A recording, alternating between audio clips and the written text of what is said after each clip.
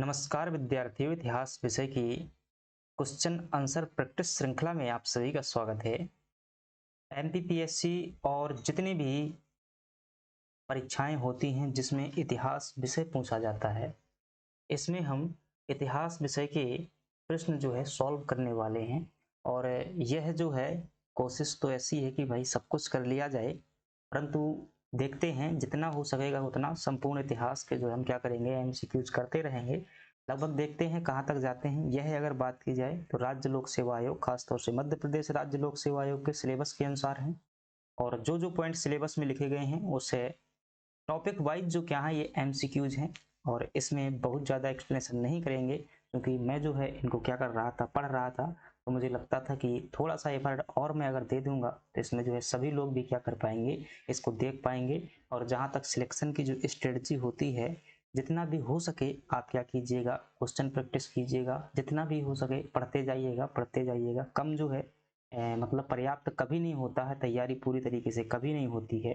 तो हर दिन जितना भी मौका मिले अपन क्या है आगे बढ़ते रहेंगे और चलते रहेंगे, राह पर चलने में माहिर बन जाएंगे।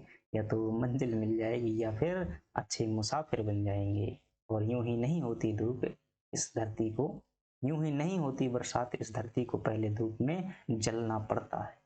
ठीक है, अगर हरियाली चाहते हो जीवन में तो पहले क्या है, चलना सीखिएगा। तो चलिएगा चलते हैं। और इसमें जो है यह कुल पीडीएफ में अगर पेज बात की जाए तो 362 पेज हैं, यानी कि लगभग 1500 जो है इतिहास के क्या हैं, एमसीक्यूज हैं। और यह पीडीएफ आपको टेलीग्राम चैनल पर 1 से 2 दिन में क्या कर दिया जाएगा, प्रोवाइड कर दिया जाएगा। तो आप भी जो है पढ़ लीजिएगा और क्लास भी देखेंगे तो थोड़ा सा और ज़्यादा, क्योंकि एक जब सामने वाला व्यक्ति पढ़ता है तो उन शब्दों को भी तोड़ता जाता है, थोड़ा और अच्छे से समझ में आता होता है। वैसे बहुत ज़्यादा अंतर नहीं होगा, जहाँ तक हमने पढ़ा हुआ है उसी के आसपास जो है आपको प्रश्न देखने को मिलेंगे, डायरेक्टली इनडायरेक्टली जो है प्रश्न देखने को मिल जाएंगे। चलिएगा अपने क्लास की जो है शुरुआत करते हैं और एक एक चीज़ों को जो है देखते हैं। पहला प्रश्न है आपके सामने कि निम्नलिखित में से कौन आयुर्वेद त्रयी का भाग नहीं है। अब आयुर्वेद आप जानते हैं कि इसका ऋग्वेद का जो है उपवेद है। आयुर्वेद त्रयी का मतलब ये होता है कि आयुर्वेद से संबंधित जो है ग्रंथ नहीं है, यानी कि आयुर्वेद में जो बातें लिखी गई हैं उन्हीं को जो है लोग पढ़ करके जो है आगे चल करके दूसरे ग्रंथों की रचना की हुई है, तो उस पर बेस ग्रंथ नहीं है। अगर आप ध्यान से देखेंगे तो चरक संहिता आप जानते हैं कि औषधि का ग्रंथ है। इसी प्रकार अष्टांग हृदय भी जो है आयुर्वेद पर आधारित है और इसी प्रकार सुश्रुत संहिता भी आधारित है। लेकिन ये पंच सिद्धांतिका जो ग्रंथ है यह किसका ग्रंथ है, आप जानते हैं कि वराह मिहिर द्वारा लिखा गया ग्रंथ है। और ये खगोल शास्त्र वगैरह से जो है, ज्योतिष शास्त्र वगैरह से क्या होगा, संबंधित होगा, तो चिकित्सा से और आयुर्वेद से संबंधित नहीं है। तो पंच सिद्धांतिका ये आयुर्वेद त्रयी का भाग नहीं है। और इसकी रचना जो है किसके द्वारा की गई थी, तो आप कहेंगे वराह मिहिर द्वारा की गई थी, जिसमें जो है 5 खगोलीय विधाओं की, तो किससे संबंधित है, ये खगोल शास्त्र से संबंधित ग्रंथ है। इसमें 5 जो है खगोलीय विधाओं के बारे में क्या दी गई है, जानकारी दी गई है। चरक संहिता किसके द्वारा लिखा गया था, महर्षि चरक द्वारा। सुश्रुत संहिता सुश्रुत द्वारा। अष्टांग हृदय इंपॉर्टेंट है, ध्यान रखिएगा, अष्टांग हृदय की रचना किसके द्वारा की गई थी, तो आप क्या कहेंगे, इसकी रचना जो है बाघभट्ट द्वारा जो है की गई थी। चलिएगा दूसरे प्रश्न की बात कर लेते हैं। और दूसरा प्रश्न है हमारे पास में जिसमें आपसे पूछा जा रहा है, बगल के भी करते जाते हैं। चलिएगा तो बगल में ये पीडीएफ जो है, मैंने कहा था कि बहुत सी कोचिंग की जो क्या कराऊंगा मैं, क्वेश्चन करवाऊंगा और हर दिन जो है हम क्या है किसी न किसी क्वेश्चन करते रहते हैं। तो आज जो है ये इंदौर की जो है एक सफलता आईएएस अकेडमी है उसके जो है ये क्वेश्चन है। बाकी इनका बेस जो होगा देखिएगा, आप भी देखेंगे कि कहाँ तक हमने पढ़ा हुआ है और कहाँ तक चीज़ें हमें मिल रही हैं। तो पंच सिद्धांतिका अभी देखिएगा, ये एक है वो है, ये मिलाने के लिए जो है आपसे कह रहा है कि इनको क्या कीजिएगा, मिलाइएगा। तो आप जो है क्या करेंगे, इनको मिलाने का कार्य करेंगे। पंच सिद्धांत का किसका ग्रंथ है, तो बराह मिहिर का ग्रंथ है, यहीं से मिला दीजिएगा। ए नंबर का पहला हो जाएगा, ए नंबर का पहला एक ही जगह पर दिया हुआ है, तो आपको उत्तर क्या निकल आएगा, ऑप्शन सी निकलता। ऐसे प्रश्न देख करके जो है बहुत ज्यादा भ्रमण होने की जरूरत नहीं है, बहुत सरल प्रश्न होते हैं। ये पंच सिद्धांतिका बराह मिहिर का ग्रंथ है। ब्रह्मस्पुर सिद्धांत ब्रह्मगुप्त का है, लीलावती भास्कराचार्य की है, भास्कर द्वितीय किया, और आर्य सिद्धांत किसने दिया था, आर्यभट्ट ने जो है दिया हुआ। तो चलिए इसकी अगली बात कर लेते हैं। दूसरा मतलब प्रश्न है यहाँ पर, पूछ रहा है कि सवाई जय सिंह द्वारा किस स्थान पर जंतर मंतर के नाम से वेधशाला स्थापित नहीं की गई थी। आप जानते हैं सवाई जय सिंह एक राजपूत राजा थे जो जयपुर के थे और इनके द्वारा जयपुर शहर भी बसाया गया था। यह एक क्या थे, विद्वान शासक थे। कैसे शासक थे, विद्वान शासक थे, और इन्होंने जो है बहुत सारी वेदशालाएं स्थापित करी थी। खासतौर से जो है बात करें, सबसे पहली वेदशाला इन्होंने जो है उज्जैन में स्थापित की हुई थी, दिल्ली में बनाई थी, वाराणसी में बनाई थी, जयपुर में बनाई थी, और इसके अलावा इन्होंने मथुरा में भी एक वेदशाला बनवाई हुई थी। तो ये लिखी हुई है 5 वेदशालाएं। तो जोधपुर में जो है इन्होंने है कोई वेदशाला नहीं बनवाई हुई थी।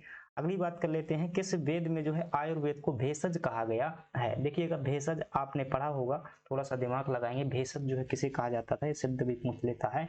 भेषज जो है चिकित्सक को कहा जाता था।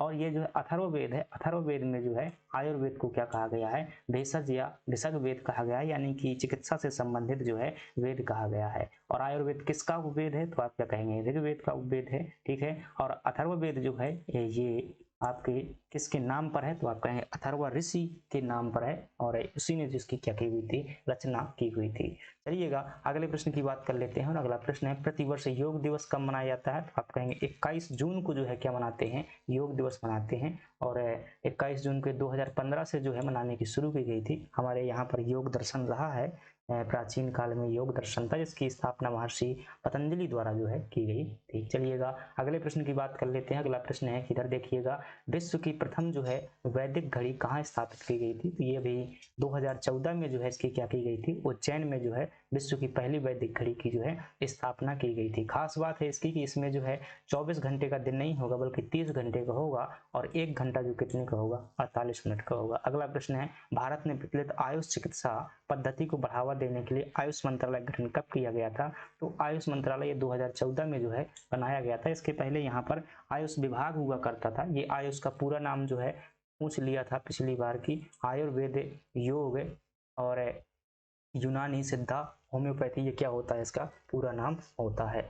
चलिए अगले प्रश्न की बात कर लेते हैं। होम्योपैथी का जन्म जो है किस देश में हुआ था, तो यह जो है जर्मनी में होम्योपैथी का जन्म माना जाता है। और होम्योपैथी क्या है, एक पुराने जमाने की यानी कि प्राचीनतम चिकित्सा करने का जो है एक तरीका है, और इसके जनक जो माने जाते हैं, सैमुअल हनीमैन को जो है इसका जनक माना जाता है। तो ये फैक्ट भी जो है ध्यान रखिएगा। बाद में जो है ये दवा दरअसल जो है विपरीत सिद्धांत पर कार्य करती है। जैसे कि आपको सांप ने चबाया हुआ है, तो सर्प के जहर के ऐसी ही क्या करती है, ये इलाज करती है। ठीक है, तो जिस चीज से जो है आपको बीमारी हुई है, उसी से क्या करती है, इलाज करती है। ये क्या होती है, होम्योपैथी चिकित्सा पद्धति है।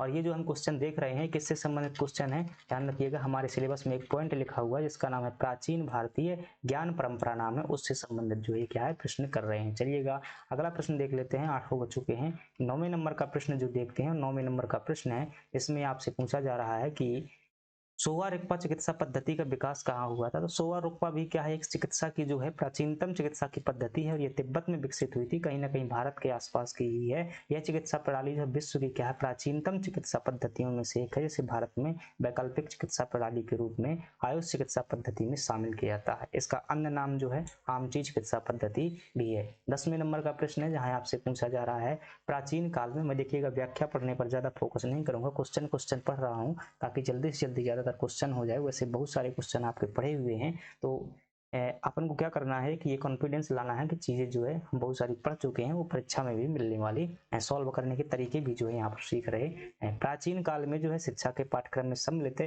64 कलाओं का जो है उल्लेख किसमें मिलता है, तो ये हम पढ़ चुके हैं कि प्राचीन भारत में जो है शिक्षा के विषय कौन होते थे, 4 वेद, 6 वेदांग, 14 विधाएं, 18 शिल्प, 64 कलाएं, और जो है 18 शिल्प होते थे। ठीक है, 18 शिल्प, 64 कलाएं, और इसके अलावा भी अगर बात की जाए तो 108 उपनिषद, 18 पुराण भी हुआ करते थे।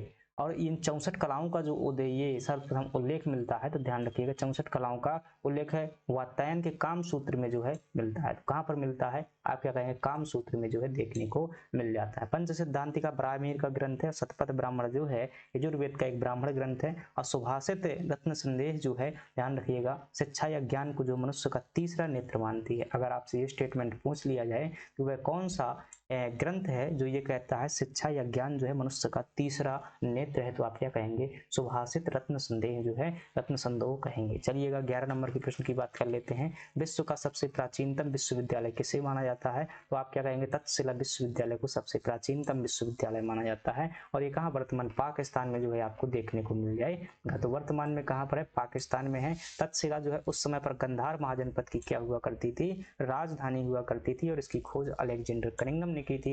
इसे भारत का ही नहीं जो है विश्व का प्राचीनतम विश्वविद्यालय कहा जाता है। तक्षशिला को जो है भारत का प्रवेश द्वार भी कहते हैं। यहाँ पर पतंजलि, कौन कौन से विद्वानों ने शिक्षा प्राप्त की थी, प्रश्न पूछ लेता है। पतंजलि, चाणक्य, पाणिनि और चंद्रगुप्त मौर्य जैसे लोगों ने यहाँ पर क्या की थी, शिक्षा जो है क्या है प्राप्त की हुई थी। चलिएगा अगले प्रश्न की बात कर लेता हूँ, और हमारे पास में अगला प्रश्न है, ये नालंदा विश्वविद्यालय पर आधारित है। यहाँ आ गया क्या भाई, तक्षशिला विश्वविद्यालय के नंबर का प्रश्न है, 11 नंबर का है। हमें 12 नंबर का प्रश्न देखते हैं। इसके अलावा देखिएगा जो ऑप्शन में अन्य दिए हुए हैं, तो आप जानते हैं कि नालंदा विश्वविद्यालय जो है यहाँ पर इसकी स्थापना कुमारगुप्त ने की हुई थी, और यहाँ पर भारत का सबसे प्राचीनतम पुस्तकालय धर्म यज्ञ स्थित है। पटना में जो है ये नालंदा विश्वविद्यालय पढ़ता था।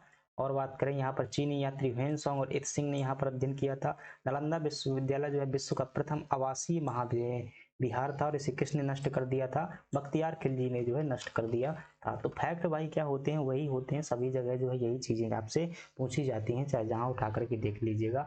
उदंतपुरी विश्वविद्यालय की बात करें तो संस्थापक जो पाल वंश के संस्थापक थे गोपाल प्रथम ने क्या किया था, उदंतपुरी विश्वविद्यालय जो है बनवाया हुआ था। और इसकी खास बात है यहाँ पर तंत्र विद्या व वज्रयान संप्रदाय का जो है प्रमुख केंद्र हुआ करता था। बौद्ध धर्म का जो है आगे चल करके कई संप्रदायों में टूट जाता है, उसका एक ये शाखा थी जिसका नाम था वज्रयान संप्रदाय, और उसी वज्रयान संप्रदाय के अंतर्गत जो है तंत्र विद्या पढ़ाई जाती थी, जो कि बौद्ध धर्म का वो है। विक्रमशिला विश्वविद्यालय आप जानते हैं बिहार में ये भी स्थित है, और पाल शासक धर्मपाल ने बनाया हुआ था। इसके कुलपति दीपंकर थे, बख्तियार खिलजी ने इसे भी क्या किया था, नष्ट किया था। 12 नंबर का प्रश्न देखिएगा, प्राचीन समय में जो व्यक्ति वेद का अध्ययन पूर्ण कर लेता था उसको कौन सी उपाधि दी जाती थी, ध्यान रखिएगा, स्नातक की उपाधि। दरअसल उपाधियां जो होती थी ना, ध्यान रखिएगा, इंपॉर्टेंट है, नेट में भी ये आती हैं। स्नातक जो होता था, एक वेद का जो कोई अध्ययन कर लेता था, यानी कि एक वेद का अध्ययन करने में 12 साल का समय लगता था। कितना समय लगता था, प्राचीन काल में जो है एक वेद का अध्ययन करने में 12 साल का समय लगता था। और जो व्यक्ति एक वेद का अध्ययन कर लेता था उसे क्या कहा जाता था, स्नातक। जो 2 वेदों का अध्ययन करता था उसे क्या कहा जाता था, वसु। जो 3 वेदों का अध्ययन कर लेता था उसे रुद्र कहते थे, और जो 4 वेदों का अध्ययन कर लेता था उसे आदित्य कहा जाता था। तो 4 वेद आदित्य, 3 वेद रुद्र, 2 वेद वसु, और वसु 2 अक्षर कहा तो 2 वेद हो जाएंगे, वैसे 2 अक्षर का ये भी है। स्नातक सबसे पहले स्नातक हो जाएगा एक वेद में, 2 वेद में वसु, 2 में वसु, 3 में रुद्र, 4 में आदित्य हो जाएगा। चलिएगा अगले प्रश्न की बात कर लेते हैं। और एक वेद को पढ़ने में कितना समय लगता था, ध्यान रखिएगा, आप कहेंगे 12 साल का समय लगता था। जस्ट मिनट रुकेंगे, चलिएगा। चलिए, कौटिल्य के अर्थशास्त्र में राजनीति शास्त्र की शिक्षा को क्या कहा गया है, तो ध्यान रखिएगा, जो अर्थशास्त्र है वो ग्रंथ का नाम है अर्थशास्त्र, ठीक है, और कौटिल्य ने लिखा हुआ है। इसमें जो पॉलिटी का जो एजुकेशन था उस एजुकेशन को क्या कहा जाता था, दंड नीति कहा जाता। दरअसल जो है अगर ऑप्शन भी आप जो क्या करेंगे देखेंगे गौर से तब भी सॉल्व कर सकते हैं। और दंड नीति, ये दंड का मतलब क्या होता था, कहीं ना कहीं सेना होता था, सेना के लिए जो बनाई गई नीति होती थी, यानी कि सैन्य दृष्टिकोण से जो नीतियां बनाई जाती थी वो क्या थी, सैन्य नीति थी। त्रयी शब्द ये वेदों के लिए आता है। वार्ता शब्द जो है ये है खास तौर से कृषि कार्य करने वालों के लिए जो है वार्ता शब्द दिया गया है। अनवीक्षिका जो है ये एक प्रकार का मतलब क्या बोलेंगे भाई इसे, जो वर्तमान में इन्वेंशन वो करने का, जांच करने का कार्य करता है, जैसे इंस्पेक्टर होता है, अनवीक्षिका इसी को जो है कहा जाता था। अगली बात कर लेते हैं, अगला प्रश्न है, और ये अनवीक्षिका न्याय शास्त्र की जो है शिक्षा जो है, अनवीक्षिकी जो है, अनवीक्षिकी क्या है, न्याय शास्त्र की शिक्षा होती थी। वार्ता जो है कृषि शिक्षा होती थी, और दंड नीति जो है राजनीति शास्त्र की शिक्षा होती थी। अगली बात कर लेते हैं, कृषि ग्रंथ, किस ग्रंथ में जो है शिक्षा या ज्ञान को मनुष्य का तीसरा नेत्र कहा गया है, तो ये अभी हमने पढ़ा हुआ है, सुभाषित रत्न संदोह कहा गया है। मुंडक उपनिषद जो है इसमें सत्यमेव जयते मिलता है। अथर्व वेद में जो है सभा और समिति को क्या कहा गया है, प्रजापति की 2 पुत्रियां कहा गया है। और महाभारत की रचना किसने की हुई थी, तो आप क्या बताएंगे, वेद व्यास जी ने की हुई थी। 15 नंबर का प्रश्न, निम्नलिखित में से किसे भारतीय ज्ञान परंपरा का सार माना जाता है, तो क्या कहेंगे, उपनिषद को जो है भारतीय ज्ञान परंपरा क्या कहते हैं, सारांश कहा जाता है, या भारतीय दर्शन का अधिग्रंथ भी कहते हैं। उपनिषदों की संख्या कितनी है, तो आप क्या बताएंगे, 108 है। सबसे पुराना उपनिषद छांदोग्य उपनिषद, सबसे बड़ा जो है बृहदारण्यक है, सबसे छोटा जो है मांडूक्य उपनिषद है, ध्यान रखिएगा। अगली बात, अरण्यक का अर्थ होता है मतलब जंगल में लिखे गए ग्रंथ है, और ब्राह्मण जो होते थे मतलब गद्य फॉर्मेट में सही समझाने के लिए लिखे गए थे।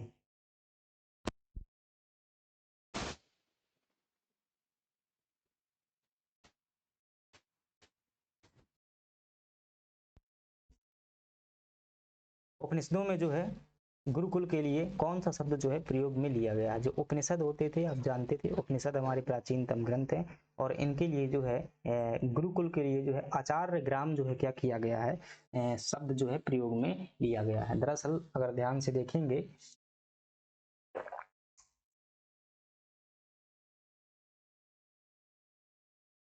जो आचार्य लोग हुआ करते थे, ये जैसे खास तौर से जो है ब्राह्मण वर्ग होता था, वह जो है प्राचीन काल में शिक्षा का कार्य करता था। तो इनके गांव जो है अलग से हुआ करते थे और वहीं पर जो है ये कोचिंग वगैरह हुआ करती थी। ठीक है, जैसे वर्तमान में कोचिंग होती हैं, तो ऐसे गांवों को जो है ब्राह्मण गांव अथवा और जो पढ़ाने वाले खास तौर से ब्राह्मण होते थे उन्हें आचार्य ग्राम कहा जाता था। एक बात और ध्यान रखना, ये गुरुकुल के लिए शब्द हो जाएगा। जो ब्राह्मण क्या करते थे, जीविका के उद्देश्य से शिक्षा देते थे, मतलब पैसों में शिक्षा देते थे, जैसे वर्तमान में कोचिंग इंडस्ट्री चलती है वैसी शिक्षा देते थे। उनके लिए क्या कहा जाता था, उपाध्याय शब्द जो है उनके लिए प्रयोग में लिया जाता था। अगली बात करते हैं, एक आचार्य को त्याग कर दूसरे आचार्य के यहाँ शिक्षा प्राप्ति के लिए जाने वाला विद्यार्थी को क्या कहा जाता था? तो आप क्या कहेंगे, ऐसे व्यक्ति को तीर्थकाक कहा जाता था। तीर्थकाक देख लीजिएगा कौन सा होता है, तो महर्षि पतंजलि ने एक आचार्य का परित्याग कर दूसरे आचार्य के पास जो है जाने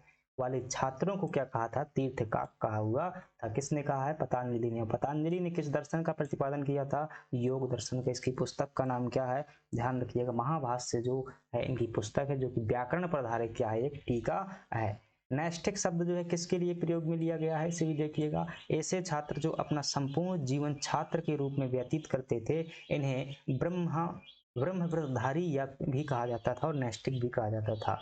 उपकुर्वाण किसे कहा जाता था, जो गुरुकुल से शिक्षा प्राप्त कर गुरु को दक्षिणा देकर वापस है घर लौटते थे, ऐसे व्यक्ति को क्या कहा जाता था, उपकुर्वाण कहा जाता था। और ऋत्विक किसे कहते थे, ऋत्विक जो है गुरुकुल से विविध यज्ञों का अनुष्ठान करने वाला शिक्षक जो होता था, वो क्या होता था, जो यज्ञों का विभिन्न प्रकार के यज्ञ जो है गुरुकुल में करता था, ऐसे टीचर को क्या कहते थे, ऋत्विक कहा जाता था। तो तीर्थ का क्या होता था, ऐसे स्टूडेंट जो कोचिंग बदलते थे। नैष्ठिक को कौन होते थे, जीवन पर्यंत अपनी पढ़ाई करते रहते थे।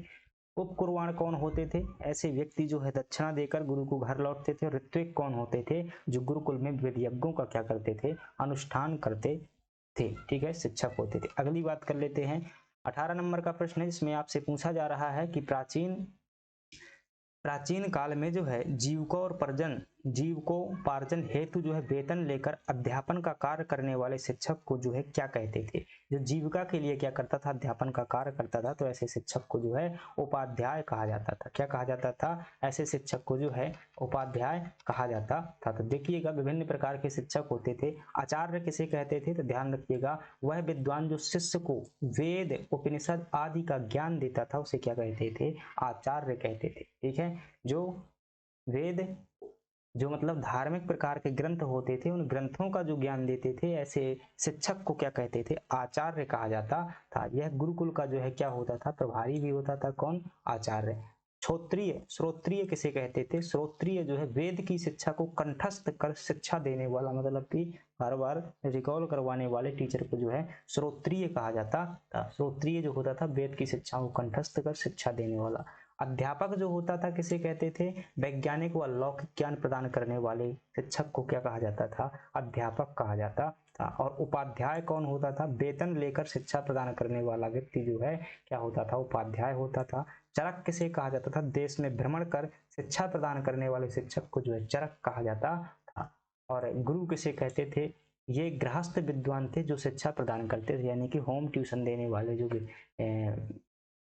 वो होते थे, उन्हें जो है गुरु कहा जाता था। अगली बात कर लेते हैं, अगला है 19 नंबर का प्रश्न। इसमें पूछ रहा है कि प्राचीन काल में गुरुकुल पद्धति कक्षाओं के बुद्धिमान छात्र जो शिक्षण कार्यों में गुरुओं की सहायता करते थे उनको क्या कहते थे। यानी कि ऐसे प्राचीन काल में गुरुकुल पद्धति कक्षाओं के बुद्धिमान छात्र जो शिक्षण कार्यों में गुरुओं की सहायता करते थे उनको क्या कहते थे, तो ऐसे बच्चों को जो है नायक कहा जाता था। तो नायकीय पद्धति क्या होती थी, इस पद्धति के अंतर्गत गुरुकुलों में कक्षा के उच्च बुद्धिमता युक्त छात्र शिक्षण कार्य में गुरुओं की मदद करते थे, ऐसे छात्र नायक कहलाते थे और ये पद्धति नायकीय पद्धति कहलाती थी। प्रवक्ता साहित्य की शिक्षा देने वाला जो शिक्षक होता था उसे प्रवक्ता कहते थे। ध्यान रखिएगा, एमपीपीएससी मेंस में 2 मार्कर के प्रश्न भी ऐसे हो सकते हैं।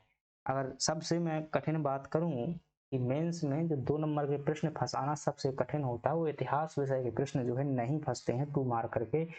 पता नहीं अजीब अजीब प्रश्न आते हैं, और ऐसे जो है आ जाते हैं प्रश्न, नायकी पद्धति आ जाएगा, तीर्थकाक लिखा हुआ आ जाएगा, तो क्या करेंगे, वो ना बन पाएगा। अगली बात कर लेते हैं, और अगला प्रश्न है हमारे पास में, तो प्रवक्ता भी ध्यान रखना जो साहित्य की शिक्षा देता था। नायकीय पद्धति क्या होती थी, तो स्टूडेंट जो है गुरुओं की सहायता करते थे। अगली बात कर लेते हैं, प्राचीन भारतीय परंपरा में शिक्षा ग्रहण करने से पूर्व कौन सा संस्कार किया जाता था, तो आप क्या कहेंगे, यह जो होता था उपनयन संस्कार होता था।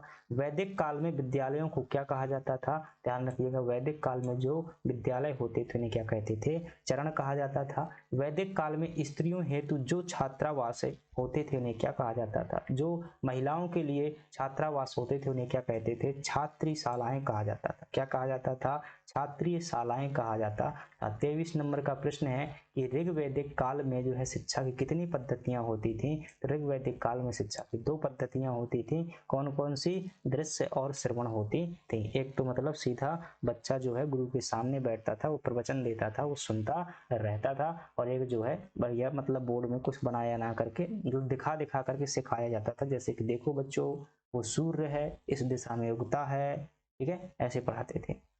तो देखो हिरण है, ये प्राकृतिक जीव है, तो दिखा दिखा करके जब पढ़ाया जाए तो ये क्या है, दृश्य शिक्षा, और श्रवण शिक्षा जब बोल बोल करके बोल कर। ऋग्वेद के किस मंडल को जो में जो है शिक्षा की विस्तृत चर्चा की गई है, तो आप क्या बताएंगे, 7वें मंडल में जो है शिक्षा की विस्तृत चर्चा की गई है।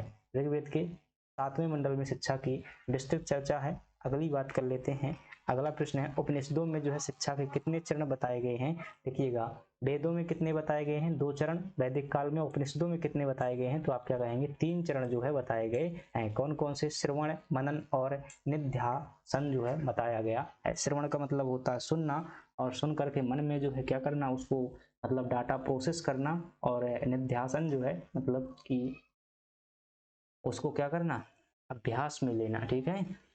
तो श्रवण, मनन और अभ्यास करना, ये 3 जो है तरीके बताए गए हैं, किसमें, उपनिषदों में, वेदों में जो है 2 बताए गए हैं। अगली बात कर लेते हैं, महर्षि वाल्मीकि का आश्रम जो है मध्य प्रदेश में कहाँ स्थित है, तो आप क्या बताएंगे, महर्षि वाल्मीकि का आश्रम जो है मध्य प्रदेश में कहाँ पर स्थित है, चित्रकूट में स्थित है। अगर आप गए हुए हैं वहाँ चित्रकूट, तो निश्चित रूप से बहुत बड़ी जो है उनका वो बना हुआ है।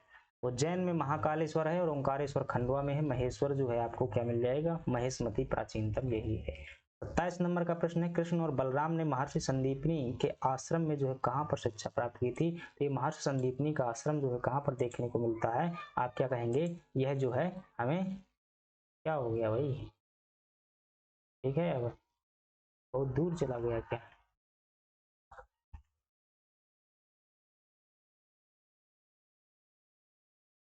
चलिएगा। जो कृष्ण और बलराम थे, इन्होंने जो है कहाँ पर एजुकेशन लिया हुआ था, उज्जैन में लिया हुआ था। इनके जो गुरु जी थे उनका नाम था क्या, महर्षि संदीपनी नाम था, और वहीं पर जो है संदीपनी आश्रम बना हुआ है, वहीं पर इन्होंने क्या लिया था, एजुकेशन लिया हुआ था। वर्तमान में जो है श्री कृष्ण ने न्याय पथ जो बनाया जा रहा है उसमें संदीपनी आश्रम को जो है फिर से डेवलप किया जा रहा है, और जो कृष्ण बलराम ने जो वहां पर ये 64 कलाएं सीखी हुई थी, 64 कलाएं जो कि कहाँ पर उल्लेख हैं, काम सूत्र में जो है उल्लेखित की गई हैं, उन 64 कलाओं को जो है सिखाने का प्रयत्न किया जा रहा है कि वो 64 कलाएं जो है फिर से सीखी जाएं।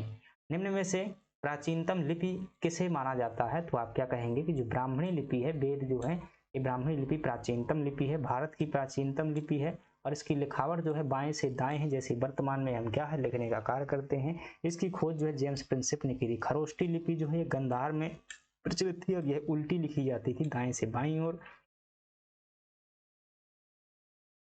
दाईं से बाईं ओर लिखी जाती थी। और अगली बात कर लेते हैं, जो तिलिक के तिगलिर लिपि होती थी, यह भी जो ब्राह्मणी लिपि का दक्षिणी स्वरूप है। और देवनागरी लिपि जो संस्कृत भाषा की लिपि कौन सी है, वो देवनागरी लिपि है, ठीक है। अगली बात कर लेते हैं, प्राचीनतम लिपि ब्राह्मणी हो जाएगी। भीमबेटका की गुफाओं में किस लिपि के जो है प्राचीनतम उदाहरण प्राप्त हुए हैं, तो आप क्या कहेंगे, भाव चित्रात्मक लिपि के उदाहरण जो है प्राचीनतम प्राप्त हुए हैं। भाई वही तो था ना, वैसा लिखना चाहते थे कि हम शिकार करते हैं, तो वो शिकार लिख नहीं पाते थे किसी लैंग्वेज में, तो उन्होंने क्या कर दिया, शिकार का चित्र ही बना दिया, ठीक है। भीमबेटका की गुफाएं कहाँ पर हैं? मध्य प्रदेश के जो है रायसेन जिला में देखने को मिलेंगी। और 1989 में विश्व धरोहर स्थल, 1957 में विष्णु श्री प्रभाकरकर ने खोज की हुई थी। तो ये क्या हो जाते हैं? प्राचीन भारतीय ज्ञान परंपरा के जो 29 प्रश्न हो जाते हैं। आपने देखा होगा कि इसमें से अधिकांश प्रश्न क्या है, आपसे बन रहे थे। जो प्रश्न नहीं बन रहे थे तो घबराइए मत, यहाँ से जो है एक प्रश्न आना है। और ठीक है, तो यहाँ पर जो है पीडीएफ बनाया गया है, तो उन जो कठिन चीजें हैं उन पर ज्यादा गौर मत कीजिए कि नहीं बन रही हैं। ठीक है, तो जहाँ पेपर में जो है आपसे पूरे प्राचीन काल से 1 या 2 क्वेश्चन आएंगे, देखते 2 क्वेश्चन प्राचीन काल से पूछे जाएंगे, तो क्यों टेंशन ले रहे हो भाई? न जाने कहाँ से पूछ ले, वहां से 50-50 क्वेश्चन बनाने होते हैं, तो कुछ तो ना आएगा ना नया। हर बार हर कोचिंग में आपको नया कुछ ना कुछ जो है देखने को मिलेगा। तो चलिएगा, आपसे जो चीजें बन रही हैं उनमें कॉन्फिडेंस रखिए, 70% चीजें बन रही हैं या नहीं बन रही हैं। अगली बात कर लेते हैं, भारतवर्ष हमारे सिलेबस में एक टॉपिक लिखा हुआ है, तो उससे संबंधित क्वेश्चन देखते हैं। भारतवर्ष जो है किस द्वीप का भाग है? तो आपको पता होगा कि जो है हमारे पुराणों में जो है संपूर्ण पृथ्वी को 7 द्वीपों में बांटा गया था। कितने द्वीपों में? 7 द्वीपों में बांटा गया था, जिन्हें सप्त द्वीप कहा जाता है। वो सप्त द्वीप कौन कौन से? पुराणों में समस्त पृथ्वी को 7 खंडों में विभक्त किया गया, जिनके नाम इस प्रकार हैं: शकद्वीप, जम्बूद्वीप, क्रौंचद्वीप, सालमली द्वीप, कुरा द्वीप। कुरा नहीं होता भाई, कुश द्वीप था। ठीक है, कौन सा द्वीप है? तो यहाँ ध्यान रखिए, कुश द्वीप है, पुष्कर द्वीप और प्लक्ष द्वीप। अब इसमें से जो आपका जम्बू द्वीप है, ये भारतीय जितना भी भारत का पूरा उप महाद्वीप है। क्या है? जो भारतीय उप महाद्वीप है, उस उप महाद्वीप को क्या कहा गया था? जम्बू द्वीप कहा गया था। संपूर्ण पृथ्वी को 7 द्वीपों में बांटा गया है। और जो हमारा भारत है, खासतौर से भारतीय उप महाद्वीप है, उसे क्या कहते थे? जम्बू द्वीप कहते थे। और जम्बू द्वीप को फिर से जो है कई देशों में बांटा गया था। ऐसे प्रत्येक देश को क्या कहते थे? वर्ष कहा जाता था। क्या कहा जाता था फ्रेंड्स? वर्ष कहा जाता था। तो इस जम्बू द्वीप को कुल 9 वर्षों में बांटा गया है। कितने वर्षों में? 9 वर्षों में बांटा गया था। उसमें से एक वर्ष है आपका क्या? भारतवर्ष। तो जम्बू द्वीप भारतवर्ष किस द्वीप का भाग हो जाएगा आपका? तो आप कहेंगे जम्बू द्वीप का जो है भाग हो जाएगा। समझ में आ गया होगा। चलिएगा, बहुत अच्छे बच्चे हैं आप लोग, इतना अच्छी पढ़ाई करते हैं। जम्बूद्वीप में कितने वर्ष थे? तो अभी आपने पढ़ा 9 वर्ष थे। कौन कौन से? इलाव्रत वर्ष, भाद्रास वर्ष, हरिवर्ष, केतु वर्ष, माल वर्ष, रम्यक वर्ष, हिरण्यमय वर्ष और उत्तर कुरु वर्ष, किमपुरुष वर्ष, भारत वर्ष। कहो समझ में नहीं आ रहा है? कोई दिक्कत ना है जी। आपकी जो है मेंस वाला सिलेबस देखेंगे इंडियन ज्योग्राफी का, तो वहां पर चीजें जो है डिटेल में हम ये करने वाले हैं जब मेंस का सिलेबस करेंगे। तो इसीलिए तो भाई एक बार मेंस का सिलेबस जो कोई पढ़ लेता है ना, उसको प्री जो है बहुत आसानी से समझ में आता है। कोशिश करिएगा कि अपनी बार प्रीलिम्स निकल जाए, और अगर एक बार प्रीलिम्स निकल गया तो फिर आपको मेंस पढ़ने का अवसर मिल जाएगा। और अगर मेंस एक बार पढ़ लिए ना, तो आपका कॉन्फिडेंस कभी जो है लो नहीं होगा। हमेशा ही आप क्या रहेंगे? आप अग्रसर रहेंगे। और मेंस पढ़ने में ऐसे जो है मन नहीं लगता है। तो मन लगाने के लिए क्या करना होता है? प्री निकालना होता है। ठीक है, तो प्री निकालना भी उतना ही कठिन है जितना मेंस निकालना है, क्योंकि इसमें जो है प्रतिस्पर्धी बहुत खतरनाक भाग लेते हैं।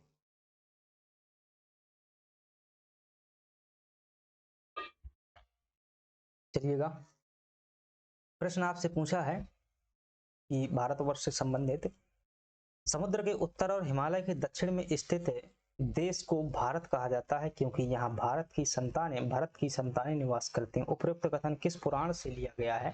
यह कथन जो है आपका वायु पुराण से जो है लिया गया है। अगली बात करते हैं, वायु पुराण जो है हिंदू धर्म के 18 प्रमुख पुराणों में से क्या है? एक है। 33 नंबर का प्रश्न है, भारतवर्ष नाम पढ़ने से के संबंध में कौन सा कथन जो है गलत है? कौन सा कथन क्या है? गलत है। वेद व्यास के अनुसार भारतवर्ष नाम दुष्यंत के पुत्र भरत के नाम पर लिया गया है। तो ये बात भाई सही है कि जो राजा दुष्यंत और रानी शकुंतला थी, यानी कि इंद्र की परी थी, जो कालिदास ने भी ये नाटक लिखा हुआ है, तो ये बात क्या है आपकी? सही हो जाएगी। क्या हो जाएगी? सही हो जाएगी। दुष्यंत के पुत्र भरत थे, उनके नाम पर भी भारत है। ऋषभ देव के पुत्र जो है भरत के नाम पर भी भारतवर्ष पड़ा हुआ, तो कई विद्वान इनको भी जो है क्या मानते हैं? सही मानते हैं। तो ये बात भी सही है। अयोध्या के राजा दशरथ के पुत्र श्री राम के छोटे भाई भरत के नाम पर भारतवर्ष पड़ा है। क्या कहना चाहते हो भाई? सब असत्य पूछ रहा है। इनमें से क्या हो जाएगा आपका? डी ऑप्शन जो है क्या हो जाएगा? सही हो जाएगा। सभी कथन जो है सत्य है। अब इधर देखेंगे 34 नंबर का प्रश्न देखेंगे। यहाँ पर क्या करता है? देखिए, वेद के प्रश्न आ गए। अभी यहाँ पर जो है एक फैक्ट नहीं दिया गया है, वो फैक्ट जो है मेरा फेवरेट फैक्ट है कि आपसे पूछे भारतवर्ष शब्द का सर्वप्रथम उल्लेख कहाँ मिलता है, तो आप क्या बताएंगे, हाथी गुम्फा अभिलेख में मिलता है। कौन से अभिलेख में मिलता है, हाथी गुम्फा अभिलेख में मिलता है। अगली बात कर लेते हैं, यहाँ पर वेद दिए हुए हैं और उनके उपवेद दिए हुए हैं, आपको क्या करना है, मिलाने का कार्य करना है। ऋग्वेद का उपवेद आयुर्वेद हो जाएगा, सामवेद का धनुर्वेद हो जाएगा, और अथर्ववेद का जो है आपका शिल्पवेद हो जाएगा, यजुर्वेद का। ऐसी बात करते हो, वैसे गलती हो सकती है कभी। ए नंबर का हो जाएगा आपका आयुर्वेद, ए का तीसरा देखिएगा, ठीक है। सामवेद का हो जाएगा आपका गंधर्व वेद, ठीक है। तो बी का चौथा देखिएगा, ए का तीसरा होगा, बी का चौथा होगा, कोई दिक्कत ना। अथर्ववेद का हो जाएगा आपका शिल्पवेद, यजुर्वेद का हो जाएगा धनुर्वेद। डी का पहला देखिएगा, डी का पहला यहाँ दिया हुआ, तो आपको क्या हो जाएगा, ये ऑप्शन जो है सही हो जाएगा। एक ऑप्शन से सही हो रहा है, तो कई बार जब आगे से देखते हैं तो सेम सेम देखते हैं, एक बार पीछे से देखने का प्रयास किया करिएगा, ठीक है। डी नंबर का देखा तो यहाँ पर पहला एक ही ऑप्शन है। अगले प्रश्न की बात कर लेते हैं भाई साहब। अगला प्रश्न है हमारे पास में 35 नंबर का, इसमें आपसे पूछ रहा है कि पुरुष सूक्त का संबंध जो है ऋग्वेद के किस मंडल से है, तो आप क्या बताएंगे, ऋग्वेद के 10वें मंडल से संबंधित है पुरुष सूक्त। 10वें मंडल में जो है पुरुष सूक्त का उल्लेख है, जिसमें वर्ण व्यवस्था की उत्पत्ति के बारे में बताया गया है। पुरुष सूक्त में उल्लेख है कि ब्रह्म है के मुख से जो है ब्राह्मण, और भुजाओं से क्षत्रिय, जंघा से वैश्य तथा चरणों से जो है शूद्र की क्या हुई है, उत्पत्ति हुई है। चलिएगा अगले प्रश्न की बात कर लेते हैं, लेकिन इसका मतलब ये कभी नहीं था कि जिसका स्थान ऊंचे से उत्पत्ति हुई है वो ऊंचा है। ध्यान रखिएगा, ये कैसी व्यवस्था थी, आपकी जो है क्षैतिज व्यवस्था थी, यानी कि ये सब जो है क्या थे, एक बराबर थे। वो तो हम क्या थे, व्यापारी थे भाई, स्वार्थ के लिए किसी को भी ऊंचा नीचा बना दिया। ऋग्वेद में जो है किस देवी को जो है देवी की जननी बताया गया है, तो आप क्या कहेंगे, अदिति को जो है देवी की जननी बताया गया, देवों की जननी, सॉरी, क्या बताया गया है, अदिति को जो है, अदिति की कहानी अच्छे किसने लोगों ने पढ़ी हुई है, ठीक है। अदिति आपने जो है देखा होगा पौराणिक कहानियों में। उषा जो है प्रातः काल की देवी थी। सविता जो है सूर्य की पत्नी का नाम था, पत्नी का रूप था, और सविता, सूर्य देवता को भी सविता ही भाई कह दिया गया है। गायत्री मंत्र जो है सविता को समर्पित करता है, सूर्य को ही है।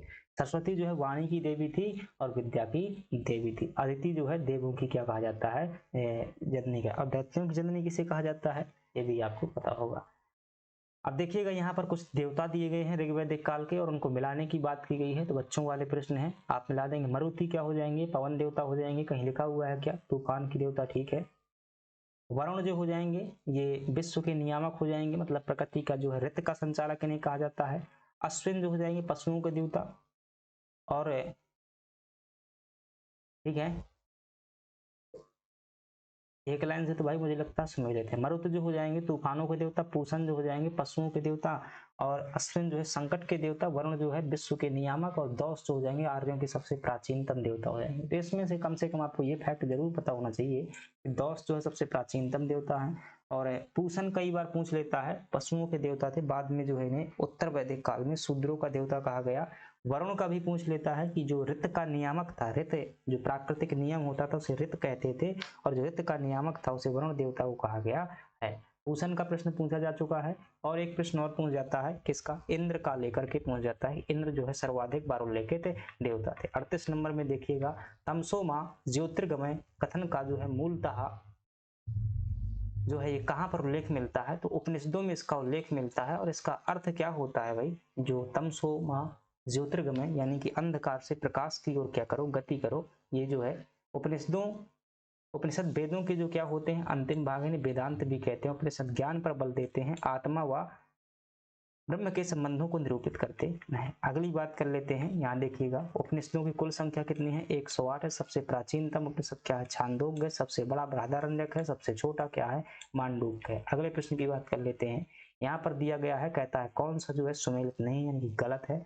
वेद दिए हुए हैं और उनका अध्ययन करने वाले, तो ऋग्वेद का होत्रा सही है, सामवेद का उद्गाता सही है, यजुर्वेद का अथर्ववेद भी ठीक है, अथर्ववेद का जो होता था ब्रह्मा होता था, ये बात जो है गलत हो जाएगी, परीक्षित नहीं होता था। अथर्ववेद का पाठकर्ता क्या होता था, ब्रह्मा होता था। अथर्ववेद जादू टोना वशीकरण औषधियों व शल्य चिकित्सा का सर्वप्रथम ग्रंथ है। अथर्ववेद में सभा समिति को क्या कहा गया है, प्रजापति की 2 पुत्रियां कहा गया है। 40 नंबर का प्रश्न है, निम्नलिखित में से कौन सा ब्राह्मण जो है सबसे सर्वाधिक प्राचीन है, कौन सा हो जाएगा, शतपथ ब्राह्मण जो है सबसे प्राचीन ब्राह्मण है। और किस ग्रंथ का ये ब्राह्मण है, तो आप कहेंगे यह जो है यजुर्वेद का ब्राह्मण ग्रंथ है। शतपथ ब्राह्मण किसका है, यजुर्वेद का है। शतपथ ब्राह्मण जो है विश्व का सबसे प्राचीन व सबसे बड़ा ब्राह्मण ग्रंथ है। इसके जो है लेखक कौन थे? महर्षि याज्ञवल्क्य थे। इसमें जो है पुररवा ऋषि तथा उर्वशी की कथा व पुनर्जन्म का सिद्धांत दिया गया है। ऐतरेय ब्राह्मण जो है किसका है? ये ऋग्वेद का है। ब्राह्मण राजा पर आश्रित है, लेकिन राजा जो है राजा से श्रेष्ठ है। इसमें ये अगर आपसे कथन पूछे कि ये कथन कहाँ पर लिखा हुआ है कि ब्राह्मण जो होता था वह राजा पर आश्रित होता था, लेकिन राजा से श्रेष्ठ है, ऐतरेय ब्राह्मण में कहा गया है। गोपथ ब्राह्मण जो है अथर्ववेद का एकमात्र ब्राह्मण ग्रंथ है। अगली बात कर लेते हैं। 41 नंबर का प्रश्न है, निम्नलिखित में से किसमें जो है यज्ञों व कर्म कांडों का विरोध किया गया है? तो उपनिषदों में अगर देखेंगे तो क्या किया गया है? यज्ञ और कर्म कांडों का क्या किया गया है? विरोध किया गया है। आरण्यक जो है ब्राह्मणों के परिशिष्ट हैं। आरण्यक का जो अर्थ होता है, क्या होता है? वन में लिखा जाने वाला। इसमें दार्शनिक सिद्धांतों और रहस्यवाद का वर्णन है, अध्यात्म चिंतन है। चलिएगा 42 नंबर के प्रश्न की बात कर लेते हैं। 42 नंबर का प्रश्न इसमें आपसे पूछ जा रहा है, किस उपनिषद में याज्ञवल्क गार्गी संवाद का जो है वर्णन मिलता है? मोस्ट इंपोर्टेंट है, ध्यान रखना। बृहदारण्यक उपनिषद में याज्ञवल्क और गार्गी के संवाद का वर्णन मिलता है। बृहदारण्यक में उपनिषद जो है 108 उपनिषदों में सबसे बड़ा उपनिषद है। इसमें पुनर्जन्म के भी साक्ष्य मिलते हैं और छांदोग्य उपनिषद को पंचम वेद कहता है और कहा गया है। और छांदोग्य उपनिषद सबसे प्राचीनतम वेद है। इसी में देव की पुत्र कृष्ण का भी वर्णन मिलता है। गार्गी यज्ञवल्क के संवाद बृहदारण्यक उपनिषद में है। वेद दिए हुए हैं, उनके ब्राह्मण ग्रंथ दिए हुए हैं। तो ऋग्वेद का ऐतरेय और कौशिकी बिल्कुल सही है, तो ए का पहला लगाइएगा। यजुर्वेद का तैत्तिरीय, शतपथ ये भी सही है। सामवेद का पंचविश, जैमिनीय, तांडा ये सब सामवेद के हैं। अथर्ववेद का गोबर भाई एक लाइन से सुमेरे थे, ठीक है, तो क्या हो जाएगा? 1 2 3 4 हो जाएगा। अगली बात कर लेते हैं। निम्नलिखित में से किसको जो है वेदांत के नाम से जाना जाता है? तो आप कहेंगे उपनिषदों को जो है वेदांत के नाम से जाना जाता है। शंकराचार्य ने कितने उपनिषदों पर टीका लिखी थी? तो ध्यान रखना, इन्होंने 10 उपनिषदों पर टीका लिखी थी। और इनका सिद्धांत कौन सा है? तो आप क्या कहेंगे? अद्वैतवाद जो है शंकराचार्य का सिद्धांत है। अतिथि देवो भव कहाँ से लिया गया है? तैत्तिरीय उपनिषद से लिया गया है। क्या? तैत्तिरीय उपनिषद से अतिथि देवो भव लिया गया। और मुंडक उपनिषद से क्या लिया गया है? सत्यमेव जयते लिया गया है। ठीक है। शतपथ ब्राह्मण सबसे बड़ा और प्राचीनतम ब्राह्मण, सबसे प्राचीनतम ब्राह्मण है। सर्वप्रथम भक्ति शब्द का उल्लेख कहाँ पर हुआ है? तो श्वेताश्वर उपनिषद में जो है सबसे पहले क्या हुआ है? भक्ति शब्द का उल्लेख हुआ है। ठीक है। श्वेताश्वर उपनिषद जो है यजुर्वेद से संबंधित है। इसमें प्रकृति को क्या कहा गया है? माया कहा गया है। सांख्य दर्शन के मौलिक सिद्धांतों का प्रतिपादन जो है श्वेताश्वर उपनिषद में देखने को मिलता है। इसलिए सांख्य दर्शन का आधार जो है किसे मान लिया जाता है? श्वेताश्वर उपनिषद को मान लिया जाता है। निम्न स्मृतियों में से कौन सबसे प्राचीनतम स्मृति है? आप जानते हैं कि इसकी 6-7 स्मृतियां थी, उनमें सबसे प्राचीनतम जो स्मृति है आपकी मनु स्मृति है। और कौन सी स्मृति है? मनु स्मृति है। मनु स्मृति सबसे प्राचीन और प्रमाणिक स्मृति है। इसकी रचना जो है शुंग काल में हुई थी, ध्यान रखिएगा, शुंग काल में इसकी रचना हुई थी। जबकि अन्य सभी स्मृतियां जो है गुप्त काल में लिखी गई थी। विष्णु स्मृति गद्य शैली में है, खास बात है।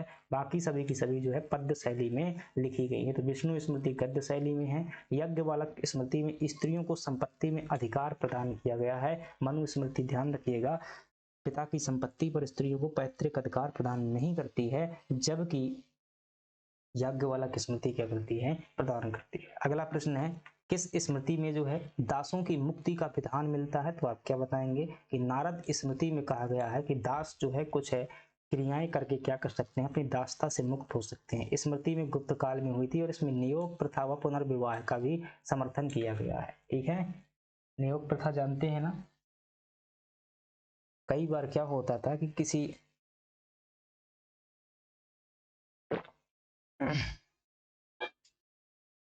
जैसे कोई महिला है, उसकी शादी हुई और दुर्भाग्यवश क्या हुआ, उसके पति की डेथ हो जाती है और कोई पुत्र प्राप्त नहीं हुआ। तो ऐसी परिस्थिति में जो है पुत्र प्राप्ति तक जो है पति के छोटे भाई या अन्य भाइयों से जो है यौन संबंध स्थापित करने की अनुमति की एक प्रथा थी, जिसे क्या कहते हैं? नियोग प्रथा कहते हैं। ठीक है। और इसका जिक्र कहाँ पर मिलता है? नारद स्मृति में मिलता है। स्वर्ण मुद्रा को क्या कहा जाता था? दीनार कहा जाता था। चलिएगा अगला प्रश्न है, जहां 50 नंबर में पूछ रहा है दर्शन दिया हुआ उनको मिलाने की बात करना है। तो भाई ध्यान रखना, अद्वैतवाद शंकराचार्य का है। ठीक है। अद्वैतवाद जो है शंकराचार्य का है। विशिष्टाद्वैतवाद जो है रामानुजाचार्य का है। द्वैतवाद जो है किसका है? माधवाचार्य का है। शुद्धाद्वैतवाद जो है वल्लभाचार्य का है। और द्वैताद्वैतवाद जो है किसका है? कैसी बात करते हो, इतना कैसे हो सकता है? क्या पूछ रहा है? मैंने बता दिया। यहाँ पर पूछ रहा है क्या सुमेलित नहीं है, ठीक है। शंकराचार्य का तो भाई सुमेलित है। विशिष्टाद्वैतवाद रामानुजाचार्य बिल्कुल सही है। द्वैतवाद जो है माध्वाचार्य जो है, द्वैतवाद ये भी जो है आपका क्या हो जाएगा, सही हो जाएगा, क्योंकि द्वैताद्वैतवाद निम्बार्काचार्य का है और द्वैतवाद जो है माधवाचार्य का। शुद्धा द्वैतवाद वल्लभाचार्य का, ये भी सही है। और द्वैताद्वैतवाद चैतन्य महाप्रभु का लिखा हुआ, एक गलत है। द्वैताद्वैतवाद जो है निम्बार्काचार्य जी का। क्या हो जाएगा आपका, ये गलत हो जाएगा। तो 1 2 3 4 सही है। क्या पूछ रहा है, कौन सुमेलित नहीं है? 4 सुमेलित हैं, यानी कि एक ही गलत है, तो जिसमें एक ऑप्शन हो बी क्या हो जाएगा आपका, सही हो जाएगा। द्वैताद्वैतवाद किसका है, निम्बार्काचार्य का है। अचिंत्य भेदाभेद किसका है, ये चैतन्य महाप्रभु का। चैतन्य महाप्रभु जो बंगाल के थे, भक्तिकालीन प्रमुख संत थे, इन्होंने क्या किया था, कीर्तन प्रणाली का विस्तार किया था।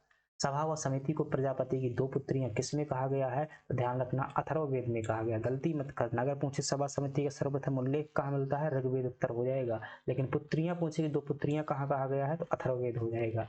अगली बात कर लेते हैं, असत्य का क्या करना है, चुनाव करना है। सभा वैदिक कार्यों की एक कबीलाई राजनीतिक संस्था थी, इसमें श्रेष्ठ व कुलीन जन हुआ करते थे, बिल्कुल सही बात है। लेकिन यहाँ क्या पूछ रहा है, गलत पूछ रहा है। समिति भी वैदिक कार्यों की एक कबीलाई राजनीतिक संस्था, जिसमें आम जनता क्या होती थी, बिल्कुल सही है भी।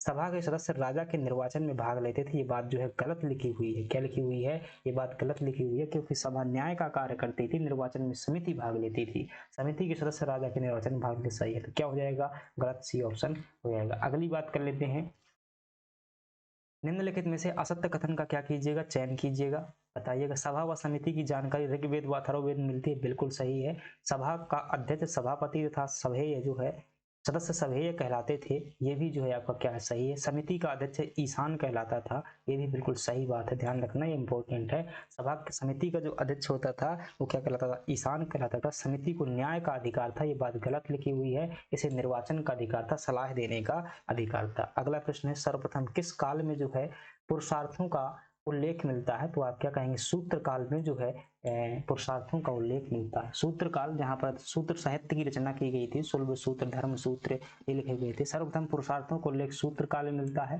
पुरुषार्थों का अर्थ क्या होता है, प्रयत्न करना है। पुरुषार्थों को चतुर्वर्ग भी कहा जाता है या चातुवर्ण भी कहते हैं। इनकी संख्या 4 है, धर्म अर्थ काम मोक्ष। धर्म अर्थ काम को त्रिवर्ग कहा जाता है, जिनकी प्राप्ति जो है सभी गृहस्थों के लिए क्या है, सरल है, ठीक है ना। प्रश्न मिल रहे हैं ना भाई, अपने पढ़े हुए प्रश्न मिल रहे हैं कि नहीं मिल रहे हैं, अगर मिल रहे हैं तो ठीक है, अच्छी बात है। नहीं मिल रहे हैं तो सीख लीजिएगा, क्योंकि अभी और भी जो है बहुत सारा कंटेंट आपको मिलता ही रहेगा। परीक्षा जिस दिन तक नहीं हो जाएगी तबाही करते ही रहेंगे, ठीक है, चैन से नहीं बैठेंगे। कहते हैं ना वो क्या है कि जब तक सफल नहीं हो जाओ तुम, नींद चैन को त्यागो तब। और हम क्या कहते हैं कि अगर आवश्यकता पड़ी तो रातों को दिनों में बदल देंगे, अगर आवश्यकता पड़ी तो रातों को दिनों में बदल देंगे।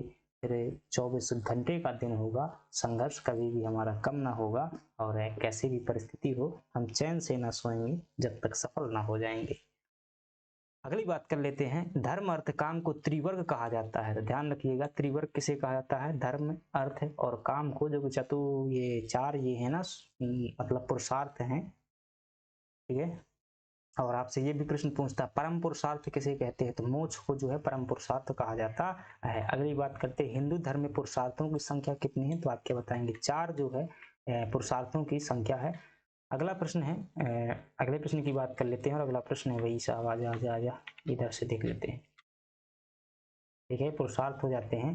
भगवत गीता में मोक्ष प्राप्ति का साधन किसे माना गया है, भगवत गीता में कहा गया है कि अगर आप मोक्ष प्राप्त करना चाहते हैं तो भक्ति मार्ग जो है मोक्ष प्राप्ति का मार्ग है। भगवत गीता को प्रस्थानत्रयी उपनिषद, ब्रह्मसूत्र और भगवत गीता में जो है शामिल किया जाता है, ठीक है। तो भगवत गीता को किस में शामिल किया जाता है, प्रस्थानत्रयी में शामिल किया जाता है। देखिएगा आप क्या पढ़ते हैं, अभी आयुर्वेद त्रयी पढ़ा हुआ था, अभी त्रिवर्ग पढ़ा हुआ था, आप वेद त्रयी पढ़ा हुआ है, आप यहाँ पर त्रिपिटक पढ़ते हैं, आप त्रिरत्न पढ़ते हैं, यहाँ पर प्रस्थान त्रयी पढ़ रहे हैं। तो ऐसे त्रयी त्रयी वाले हैं ना, सब चीजें पढ़ लीजिएगा। प्रस्थान त्रयी क्या है, तो कुछ नहीं, कुछ ग्रंथों का समूह है, जिसमें जो है 3 ग्रंथों को शामिल किया था, उपनिषद, ब्रह्मसूत्र और भगवत गीता। त्रिरत्न कौन से होते हैं, सम्यक ज्ञान, सम्यक ध्यान, सम्यक चरित्र होता है। त्रिपिटक कौन से होते हैं, अभिधम्म पिटक, सूत्र पिटक और विनय पिटक, ये क्या है, त्रिपिटक है। त्रिवर्ग कौन से होते हैं, धर्म अर्थ काम होते हैं, ठीक है। वेद त्रयी कौन से होते हैं, ऋग्वेद, यजुर्वेद और सामवेद, वेद त्रयी हैं। त्रिवर्ग हो गए, वेद त्रयी हो गए, प्रास्थान त्रयी हो गए, त्रिपिटक हो गए, त्रिरत्न हो गए, और आयुर्वेद त्रयी में जो है 3 ग्रंथों को शामिल किया जाता है, चरक संहिता, सुश्रुत संहिता और एक और हो जाएगा आपका, ठीक है, जो आयुर्वेद हो जाएगा। ये जो है क्या है आपके, ऐसे ध्यान रख लेना है। आगे बढ़ जाएं क्या, कौन सी विचारधारा मोक्ष को जो है स्वीकार नहीं करती है, तो भाई सब बताइएगा। इन्हीं की जो चारवाक विचारधारा है, चारवाक दर्शन, वो मोक्ष को स्वीकार नहीं करती है, वो 2 पुरुषार्थों को अंतिम मानती है। कौन कौन से, आप कहेंगे कि काम और अर्थ मानती। किस आश्रम को सर्वश्रेष्ठ आश्रम कहा जाता है, गृहस्थ आश्रम को सर्वश्रेष्ठ आश्रम कहा जाता है, क्योंकि इसमें 5 महायज्ञ, 3 ऋण और जो है वैवाहिक जीवन, पुत्र ऋण से मुक्ति, यज्ञ, दुनिया, बहुत सारे कार्य यहाँ पर संपन्न किए जाते हैं। जबाली उपनिषद में जो है तीनों चारों आश्रम का वर्णन मिलता है। मनुष्य जो है 5 महायज्ञों को किस आश्रम में करता था, तो आप क्या कहेंगे, गृहस्थ आश्रम में जो है इनको संपन्न करता था, ठीक है। आश्रम व्यवस्था में परिव्राजक किसके लिए जो है प्रयुक्त हुआ है, तो ध्यान रखिएगा, जो सन्यासी व्यक्ति रहते थे उनके लिए क्या कहा गया है, परिव्राजक कहा गया है। आश्रम व्यवस्था का अंतिम आश्रम है, आश्रम व्यवस्था का अंतिम आश्रम है, क्या कहता है, जिसका उद्देश्य मोक्ष प्राप्त करना है। तो अंतिम वाला जो आश्रम है संन्यास आश्रम, उसी को परिव्राजक कहा गया है। सुमेलित कीजिएगा, यहाँ पर क्या दिया हुआ है, आश्रम दिया हुआ है, आयु दिया है, तो ब्रह्मचर्य आयु जो है 25 वर्ष तक, गृहस्थ जो है 50 वर्ष तक, वानप्रस्थ जो है 100 वर्ष तक, और ये जो है संन्यास आश्रम, ये वाला गलत हो जाएगा भाई साहब, मिलाना है इनको, ठीक है। ब्रह्मचर्य आश्रम 25 तक, गृहस्थ आश्रम जो हो जाएगा 25 से 50 तक, वानप्रस्थ आश्रम जो हो जाएगा आपका 50 से 75 तक हो जाएगा, संन्यास आश्रम जो है 75 से 100 तक हो जाएगा। तो सी का चौथा, डी का पहला हो जाएगा, सी का चौथा, डी का तीसरा हो जाएगा। तो डी का तीसरा यहाँ पर दिया हुआ है और सी का चौथा जो है यहाँ पर दिया हुआ है, तो यही क्या हो जाएगा आपका, सही हो जाएगा। आगे बढ़ जाऊँ क्या, क्या पूछ रहा है, सत्य कथन का क्या करना है, चुनाव करना है। ब्रह्मचर्य आश्रम में धर्म साध्य होता था, ठीक है। क्या ब्रह्मचर्य आश्रम में धर्म साध्य होता था, धर्म का मतलब क्या होता था, कर्तव्य यानी कर्म, ठीक है। शिक्षा जो है क्या होती थी, साध्य का मतलब होता है लक्ष्य, ठीक है। तो धर्म साध्य होता था, ठीक है, कह सकते हैं। अगली बात कर लेते हैं, गृहस्थ आश्रम में अर्थ एवं काम साध्य होता था, ये भी बिल्कुल सही बात है, गृहस्थ आश्रम में अर्थ और काम टारगेट होते थे। वानप्रस्थ आश्रम में धर्म और मोक्ष जो है साध्य होता था, ठीक है, वानप्रस्थ आश्रम में, और संन्यास आश्रम में मोक्ष जो है साध्य, सभी के सभी सही हो जाएंगे भाई, ठीक है। डी ऑप्शन क्या हो जाएगा आपका, सही हो जाएगा। साध्य का मतलब क्या है, टारगेट है, कि कौन से आश्रम में क्या टारगेट होता था। पहले आश्रम में धर्म, और ये क्या दिए हुए हैं, पुरुषार्थ दिए हुए हैं, कि कौन से आश्रम में कौन से पुरुषार्थ को टारगेट किया जाता था, ये पूछा जा रहा है। तो पहले आश्रम में शिक्षा क्या होती थी, टारगेट होती थी ब्रह्माश्रम में, ब्रह्मचर्य आश्रम में, ठीक है। और शिक्षा क्या है, एक प्रकार का कर्तव्य हुआ करता था ब्रह्मचर्य आश्रम का, धर्म, ठीक है। और अर्थ काम, ये वैवाहिक जीवन में, काम का मतलब क्या होता है, सेक्सुअल एक्टिविटीज। अर्थ का मतलब क्या होता है, पैसा कमाना। भाई कब कमाओगे, जब शादी हो जाएगी तभी तो कमाओगे, फिर ना कमाओगे तो क्या कमाओगे, संन्यास आश्रम में थोड़ी ना कमाओगे। चलिएगा, अब जो है 50 वर्ष के बाद वैवाहिक जीवन खत्म हो चुका है, बच्चे अच्छे हो चुके हैं, तो इसके बाद क्या है, सीताराम जपिएगा और मोक्ष की ओर जाने का प्रयास कीजिएगा, लोगों का कल्याण कीजिएगा, और अंत में जो संन्यास आश्रम में सीताराम ऐसे करना पड़ेगा। चलिएगा अगली बात करते हैं। एक बार मुझे क्या कर दिया भाई साहब, सीताराम होता है ना, गाँव में बैठता है, मतलब 24 घंटे की जो है अखंड सीताराम बैठाई जाती है, उसमें सीताराम सीताराम बोलते ही रहते हैं। रात में क्या कर दिया कि मतलब उसको तोड़ा नहीं जाता है, ठीक है। एक व्यक्ति जो है सीताराम का जाप ही करता रहता है, मंदिर में था, मैं बैठा था, मुझे माइक पकड़ा करके चले गए, अपन बोल रहे हैं सीताराम सीताराम, ना कोई पानी ला रहा, ना कुछ, ना कुछ, क्या होगा प्रभु, भला करा के एक व्यक्ति आ गया, मगर मुझे काम है थोड़ा सा, मैं चला गया, फिर लौट के नहीं आया। चलिएगा, आश्रम व्यवस्था का सही कालानुक्रम बताइएगा। तो भाई 4 आश्रम होते थे ना, 4 आश्रम में क्या हो जाएगा आपका, ब्रह्मचर्य, गृहस्थ और वानप्रस्थ जो है 4 आश्रम हो जाएंगे। अगले प्रश्न की बात कर लेते हैं। इतना बड़ा उत्तर क्या बात करते हैं भाई, 4 आश्रम है, इनको पढ़ लेते हैं क्या, क्या करेंगे भाई, पढ़ के बहुत सारी चीजें हैं, पढ़ चुके हैं। गुरु सेवा व भिक्षावृत्ति द्वारा जीवन निर्वाह, उपनयन संस्कार, ये क्या की व्याख्या है, थोड़ा सा देख लेते हैं भाई। ब्रह्मचर्य आश्रम देख लेते हैं। सबसे पहले 4 आश्रम होते हैं, ये देख लिखे हुए हैं। आप कहेंगे ब्रह्मचर्य आश्रम, पहला आश्रम क्या होता था, इसमें क्या क्या काम किया जाता था, उसको पढ़ लीजिएगा, शायद इतना अवसर नहीं मिलेगा। अकेले पढ़ने में क्या लगता है आपको, बोरिंग लगता है, तो क्लास में अगर पढ़ा दूंगा तो निश्चित रूप से सुन लेंगे, एक बार कानों से निकल जाएगा, दिमाग से गुजर जाएगा। प्रथम जो आश्रम था वो ब्रह्मचर्य आश्रम था, इसमें क्या करना होता था, विद्या को ग्रहण करना होता था, ठीक है, विद्या को ग्रहण करना होता था। और इसमें जो है मुख्य पुरुषार्थ जो प्राप्त किया जाता था वो कहता धर्म पुरुषार्थ था। इसकी अवधि जो है 25 वर्ष तक होती थी, कितनी होती थी, 25 वर्ष तक। और बात करें ब्रह्मचर्य आश्रम में तो ध्यान रखना इसमें गुरु सेवा व भिक्षावृत्ति द्वारा जीवन निर्वाह किया जाता था। ठीक है, गुरु जी की सेवा करते थे, गुरु जी पढ़ाते थे और भीख मांग करके क्या करना पड़ता था, जीवन निर्वाह करना पड़ता था। उपनयन संस्कार के पश्चात जो इसमें प्रवेश मिलता था। और ध्यान रखना उपनयन संस्कार कितने लोगों का होता था, तो आप क्या कहेंगे, 3 जातियों का होता था, ब्राह्मण, क्षत्रिय, शूद्र, वैश्य। यहीं से प्रश्न जो है आपसे पूछा गया है कि पिछली बार जो पूछा गया था कि जो क्षत्रिय वर्ग का उपनयन संस्कार होता था वो कौन से मंत्र का उच्चारण करता था, ध्यान रखिएगा, ब्राह्मण गायत्री मंत्र का, क्षत्रिय जो है त्रिष्टुभ मंत्र का और वैश्य जो था अत्रिष्टुभ मंत्र का। ब्राह्मण का उपनयन संस्कार 8 वर्ष में, क्षत्रिय का 11 वर्ष में और वैश्य का जो है 12 वर्ष में होता था और शूद्र वर्ग का जो है नहीं होता था, इसलिए वो लोग शिक्षा से क्या रह गए, वंचित रह गए। कब तक रहता था ये आश्रम, तो लगभग 12 वर्ष की अवधि से 25 वर्ष की अवधि तक जो है माना जाता है, यानी कुल मिलाकर के 12-13 वर्ष हुआ करता था। इसमें जो है पूरी की पूरी कोशिश किया जाए कि ब्रह्मचर्य पर जो अनिवार्य होता था। और ब्रह्मचर्य जो है, ब्रह्मचारी 2 प्रकार के होते थे, यानी कि जो ब्रह्मचर्य व्रत धारण करते थे वो 2 प्रकार के होते थे। कौन कौन से, उपकुवाण, ये गृहस्थ आश्रम में प्रवेश करते थे। ठीक है, ये ऐसे ब्रह्मचारी होते थे जो यह मतलब कि ब्रह्मचर्य आश्रम खत्म होने के बाद में सीधा विवाह कर लेते थे। 15वां संस्कार, 15वां संस्कार के बाद पता है 16वां संस्कार होता है जिसे मृत्यु संस्कार कहते हैं, यानी कि विवाह जो है मृत्यु के जस्ट पहले की अवस्था है। जीवन में सब कुछ कर लेना होता है, उसके बाद ही विवाह करना होता है, लेकिन दुर्भाग्य है। नैष्टिक संस्कार की बात करें, ये नैष्टिक मतलब कौन होते थे, ये वो ब्रह्मचारी होते थे, यानी वो स्टूडेंट होते थे जीवन पर्यंत गुरु के साथ में थे, यानी कि शादीशुदा नहीं रहते थे, बाल ब्रह्मचारी लोग होते थे। अगली बात कर लेते हैं गृहस्थ आश्रम की बात करें, दूसरा आश्रम है। ब्रह्मचर्य के पश्चात जो है गृहस्थ आश्रम में प्रवेश किया जाता था। इसकी अवधि 25 से 50 वर्ष। इसे तीनों आश्रम का भार वहन करने के कारण जो है सबसे श्रेष्ठ आश्रम कहा गया है।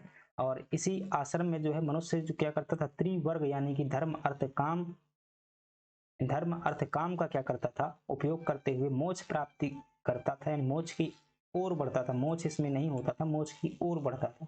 विभिन्न संस्कारों का अनुष्ठान इसी आश्रम में होता था। इसी आश्रम में मनुष्य जो है 3 ऋणों से मुक्त होता था। पितृदेव ऋषि हैं, यानी कि पितृ ऋण, देव ऋण और ऋषि ऋण से मुक्त। और 5 महायज्ञ, बाप भून दे मुझे कहाँ पहुंच जाऊंगा, ब्रह्म के यहाँ पर पहुंच जाऊंगा, तो ब्रह्म के यहाँ से हो जाएगा ब्रह्म यज्ञ, बाप से हो जाएगा पितृ यज्ञ और भून दे से हो जाएगा भूत यज्ञ, ना से हो जाएगा इंद्र यज्ञ, नहीं लिखा हुआ, मनुष्य यज्ञ को इंद्र यज्ञ कहा गया है। ठीक है, और भून दे से हो जाएगा देव यज्ञ, ट्रिक बताया हुआ था। वानप्रस्थ आश्रम देख लेते हैं, तीसरा आश्रम है। कब होता था, 50 से 75 वर्ष। साप देकर जो है वन को क्या करना, प्रस्थान करना। कुल जो है ग्रह ग्राम को छोड़ करके वन में निवास किया जाता था। इंद्रिय निग्रह किया जाता था, यानी कि इंद्रियों पर नियंत्रण किया जाता था। संन्यास जो होता था, संन्यास आश्रम अंतिम आश्रम था और मोक्ष प्राप्ति इसका क्या होता था, टारगेट होता था। अगली बात कर लेते हैं, वेद दिए हुए हैं, ब्राह्मण ग्रंथ मिलाना है भाई साहब, मिला चुके हो। ऋग्वेद के ऐत्रेय और कौशिकी हो जाएंगे।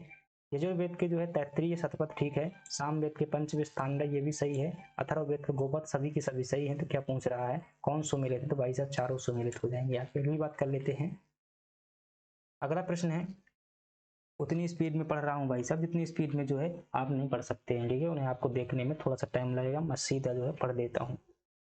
वैदिक साहित्य में वेदों के पश्चात जो है किसका स्थान आता है, ध्यान रखिएगा, वेदों के पश्चात जो है ब्राह्मण का स्थान आता है। ब्राह्मण ये क्या व्यक्ति नहीं है, ग्रंथ का नाम है। वैदिक साहित्य में 4 वेदों के पश्चात क्या आते हैं, उसके बाद ब्राह्मण, उसके बाद जो है आरण्यक, उसके बाद क्या आते हैं, उपनिषद, सबसे अंत में क्या आते हैं, उपनिषद आते हैं। अंत होने का इसलिए नहीं, क्या कहते हैं, वेदांत कहते हैं। अरे ये क्रम आपसे पूछ लेता है, भूत मत बन जाना जब पेपर पूछे।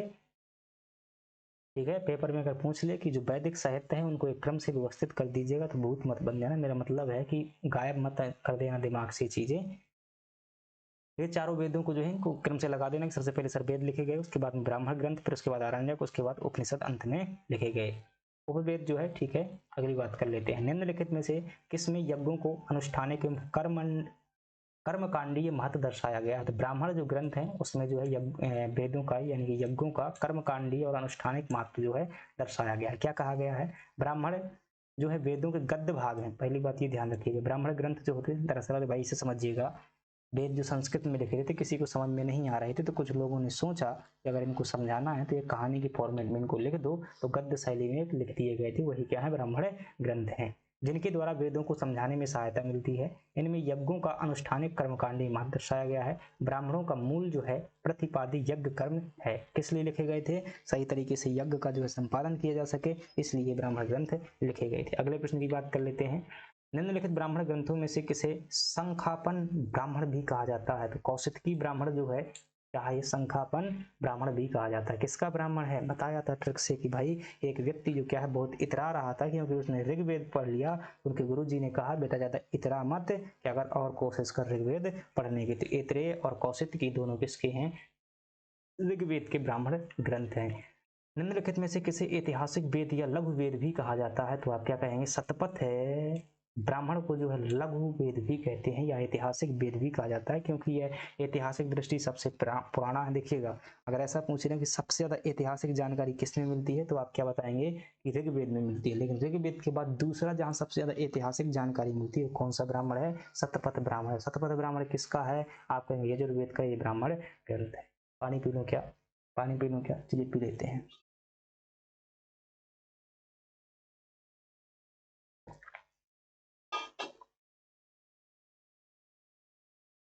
मैं कहता हूँ न्यू टॉपिक तो भाई हो ही जाए इतिहास के। जो न्यू टॉपिक जुड़े हुए हैं ना, तो उनको जो है एक बार कर लेते हैं फिर से। इसके बाद में जो है देखेंगे अगर समय हमारा वगैरह बचेगा।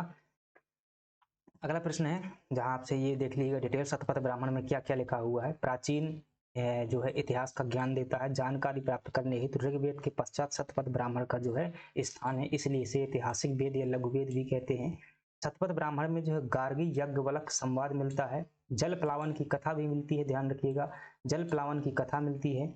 भगवान विष्णु जी बचाया था ना मछली बन करके सभी को, मत्स्य अवतार। राजा पुरुरवा और उर्वशी का जो है कथा मिलती है, आख्यान मिलता है। पुनर्जन्म का सिद्धांत मिलता है। 12 रत्नन की जानकारी मिलती है। विदेह माधव की कथा का वर्णन मिलता है। स्त्री को जो है सी में क्या कहा गया? अर्धांगिनी कहा गया है। राज्याभिषेक के समय ली जाने वाली शपथ का उल्लेख होता है। यानी कि ज्यादातर जानकारी अगर न पता हो तो शतपथ ब्राह्मण क्या कर देना? दबक देना। अगर पूछे कि यह जानकारी कहाँ मिलती है, तो आप कहना सर शतपथ ब्राह्मण में मिलती है, क्योंकि हमें ज्यादा पता नहीं लेकिन उसमें बहुत सारी जानकारी मिलती है। निम्नलिखित में से किस ब्राह्मण ग्रंथ को महाब्राह्मण कहा के नाम से जाना जाता है?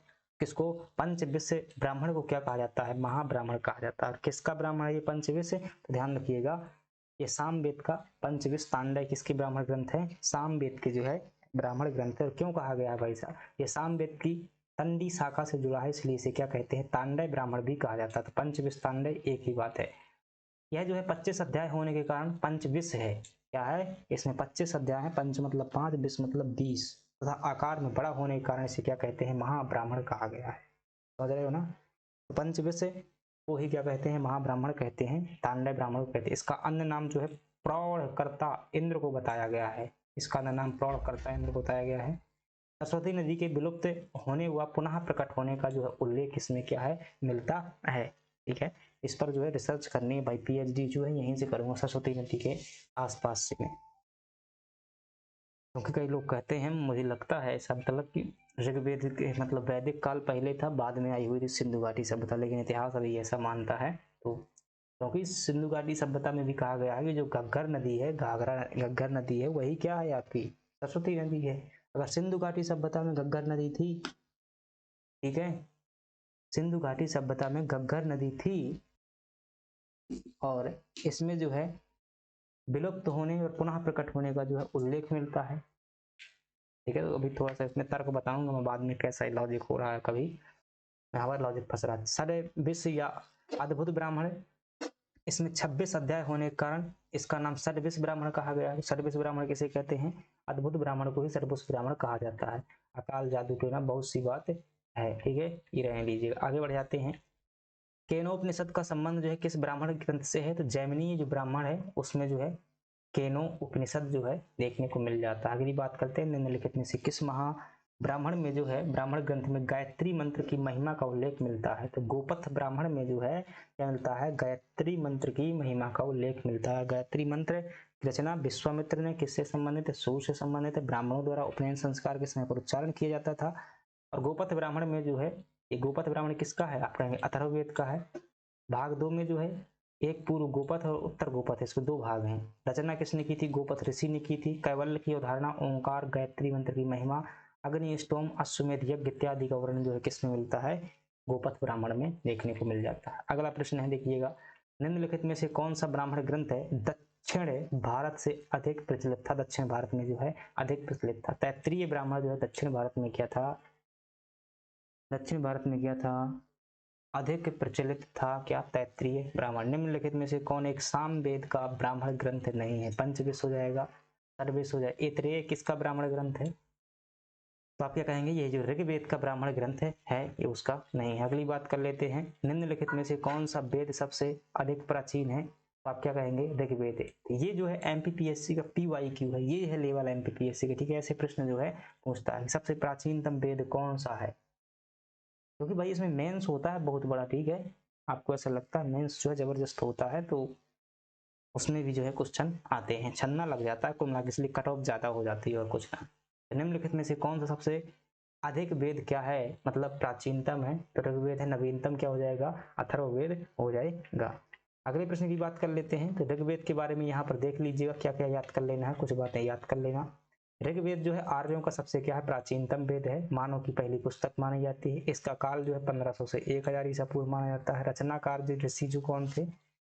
ऋग्वेद में जो रचना में बहुत से ऋषियों का योगदान है। गृहस्थमद जो है शायद ये पहले प्रथम के थे। विश्वामित्र तीसरा मंडल लिखा हुआ था। वामदेव ने चतुर्थ मंडल लिखा हुआ था। अत्रि ने पांचवा मंडल लिखा हुआ था। भारद्वाज ने छठवां मंडल लिखा हुआ था। वशिष्ठ ने जो है सातवां मंडल लिखा हुआ था। और बाकी उनके वंशजों ने भी लिखा हुआ है। तो इतने ऋषि ने क्या किया? उनकी रचना की है। प्रथम मंडल के 50 सूक्त और 8वें मंडल का निर्माण ऋषि कण्व और अंग्रेस के वंशजों ने किया था। महिलाएं जो जिन्होंने इसकी रचना में योगदान दिया था, गार्गी, जुहू, घोषा, लोपासा, संची, लोपमुद्रा, विश्ववारा, इन्होंने क्या किया था? इसकी महिलाएं विदुषी महिलाएं हैं ऋग्वेद की। वेदों की भाषा क्या है? संस्कृत भाषा, ब्राह्मणी लिपि में जो है लिखा गया है। ऋग्वेद एक क्या है? संहिता है, जिसमें कुल क्या 10 मंडल हैं। 10 मंडल होने के कारण जो है ऋग्वेद को निरुक्त में 10 तई भी कहा जाता है। तो ये प्रश्न अगर पूछे कि ऋग्वेद को निरुक्त में क्या कहा गया है? निरुक्त तो जानते हैं ना, एक प्रकार का वेदांग है, 6 वेदांग है ना। कौन कौन से हैं? कौन कौन से हैं? कल्प, युक्ति, कल्प, तरु, छंद, ज्योतिष, व्याकरण है, ठीक है, यही तो है ना। निरुक्त भी है। प्रथम एवं 10वां मंडल जो क्या है? ये नवीनतम है, बाकी जो है सबसे प्राचीनतम मंडल है। सर्वाधिक संख्या में सूक्त किसमें है? 10वें मंडल में सबसे ज्यादा सूक्त हैं, प्रथम मंडल में है, 10वें और पहले में है, ठीक है। तो ये ऋग्वेद का हो जाएगा। दोनों में सूक्तों की संख्या कितनी है? 191 है, परंतु सर्वाधिक मंत्र जो है किसमें है? प्रथम मंडल में है। सबसे कम सूक्त और मंत्र जो है दूसरे मंडल में है। दूसरा, तीसरा, चौथा, पांचवा, छठवां, सातवां, इन्हें क्या कहा जाता है? वंश मंडल कहा जाता है, क्योंकि ये एक ही वंश के ऋषियों द्वारा लिखे गए थे। या इन्हें कुल मंडल भी कह देते हैं, या ऋषि मंडल भी कहा जाता है, जो कि सबसे क्या है? प्राचीनतम है। 8वां और 9वां मंडल जो है वंश मंडल के बाद के हैं।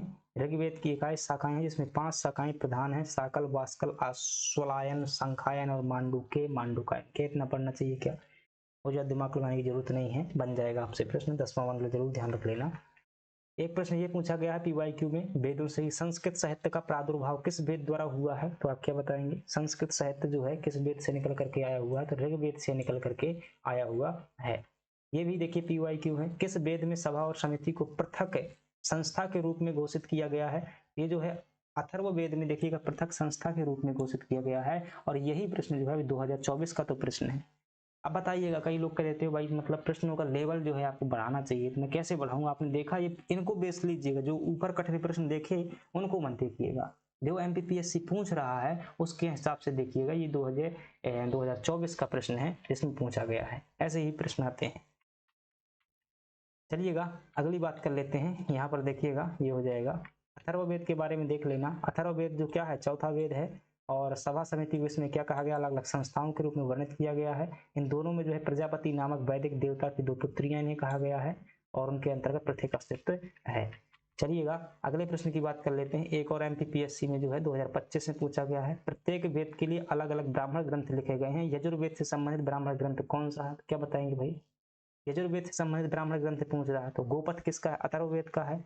ऐतरेय कौशिकी किसके हैं? ऋग्वेद के हैं। तैत्तिरीय शतपथ किसके हैं? यजुर्वेद के हैं। किससे पूछ रहा है? यजुर्वेद से पूछ रहा है, तो आपका हो जाएगा तैत्तिरीय और शतपथ हो जाएगा। पंचविश और जैमिनीय किसके हैं? सामवेद के हैं, ठीक है। अगले प्रश्न की बात कर लेते हैं। निम्नलिखित में से कौन सा ब्राह्मण ग्रंथ ऋग्वेद से संबंधित है?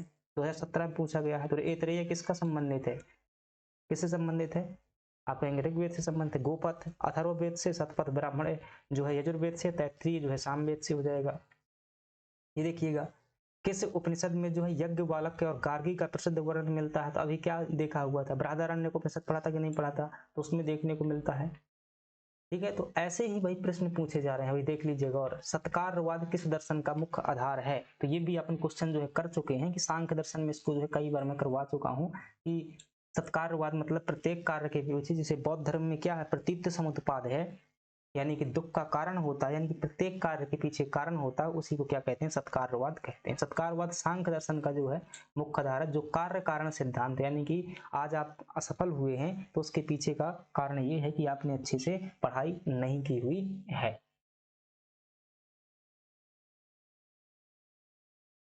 चलिएगा अगली बात कर लेते हैं, यही सत्कारवाद 2 नंबर में भी ध्यान रख लेना। अष्टांग योग के अंतर्गत किसे अंतरंग साधना कहा जाता है, तो ये एमपीपीएससी राज्य सेवा बस के नहीं है, असिस्टेंट प्रोफेसर के भी प्रश्न है। एमपीपीएससी में जब तक मैंने दिए हैं तो इतिहास के इतने ज्यादा मतलब कुछ प्रश्न जो है आते हैं कठिन, तो भाई उन प्रश्नों के चक्कर में जो है आप 80% डाटा मत छोड़ दीजिएगा कि एक दो प्रश्नों को पकड़ने के चक्कर में जो है सब कुछ भूल जाएं। अष्टांग योग के अंतर्गत किसे अंतरंग साधना कहा जाता है, अब किसे कह सकते हैं भाई, ये नियम, धारणा, ध्यान, प्राणायाम, प्रत्याहार, प्रत्याहार, प्राणायाम, नियम, धारणा। अब देखिएगा अगर थोड़ा सा दिमाग लगाएंगे ना, अंतरंग साधना कह रहा है, तो मैंने जो है इसे 2024 के पेपर में बहुत अच्छे तरीके से लॉजिक लगा करके ही सही किया था, क्योंकि अष्टांग योग क्या है, यम, नियम, आसन, प्राणायाम, प्रत्याहार, धारणा, ध्यान, समाधि। ठीक है, ये क्या है, मतलब कुल मिलाकर के 8 जो क्या है अष्टांग योग के क्या है अंग है। एक बार फिर से बता देता हूँ, यहाँ पर लिखे भी होंगे। ठीक है, ये लिखे हुए हैं, जबकि यम, नियम, आसन, प्राणायाम, प्रत्याहार, ये क्या है, बहिरंग जो है, मतलब कि बाहर के भौतिक शरीर को जो है कंट्रोल करते हैं। यम क्या होता है, मतलब डेली की जो नियम पालन करना, वो क्या होता है, यम होता है। नियम जो होता है, ठीक है, मतलब डेली रूटीन बना करके रखना किसी चीज का, खाने का समय, सोने का समय। आसन क्या होता है, एक जगह बैठकर ध्यान करना। ठीक है, तो ये भी जो है शरीर के बाहर है। प्राणायाम क्या है, सांस को अंदर बाहर खींचना। प्रत्याहार, ये सभी चीजें जो है शरीर के बाहर को मतलब कंट्रोल करने के लिए, संतुलन करने के लिए होती हैं। बहिरंग अभ्यास माने गए हैं जो मन को तैयार करते हैं। और इसमें जो अंतिम 3 अंग हैं आत्म साक्षात्कार की ओर ले जाते हैं, जैसे देखेंगे यहाँ पढ़ेंगे अष्टांग योग में जो है धारणा, ध्यान और समाधि को अंतरंग साधना जो है कहा गया है। क्या कहा गया है, अंतरंग साधना कहा गया। धारणा मतलब एकाग्रता, ध्यान मतलब ध्यान, और समाधि मतलब तल्लीनता, मतलब मन की एक उच्चतम अवस्था। अब इसमें क्या पूछता है, कौन सा अंतरंग साधना कहा गया है, तो ये प्राणायाम, प्रत्याहार और नियम ये क्या है, बहिरंग साधना है। तो अंतरंग साधना कौन से जाएंगे, धारणा हो जाएंगे। मैं लॉजिक के हिसाब से ही जो है इनको किया हुआ था, हो जाएगा।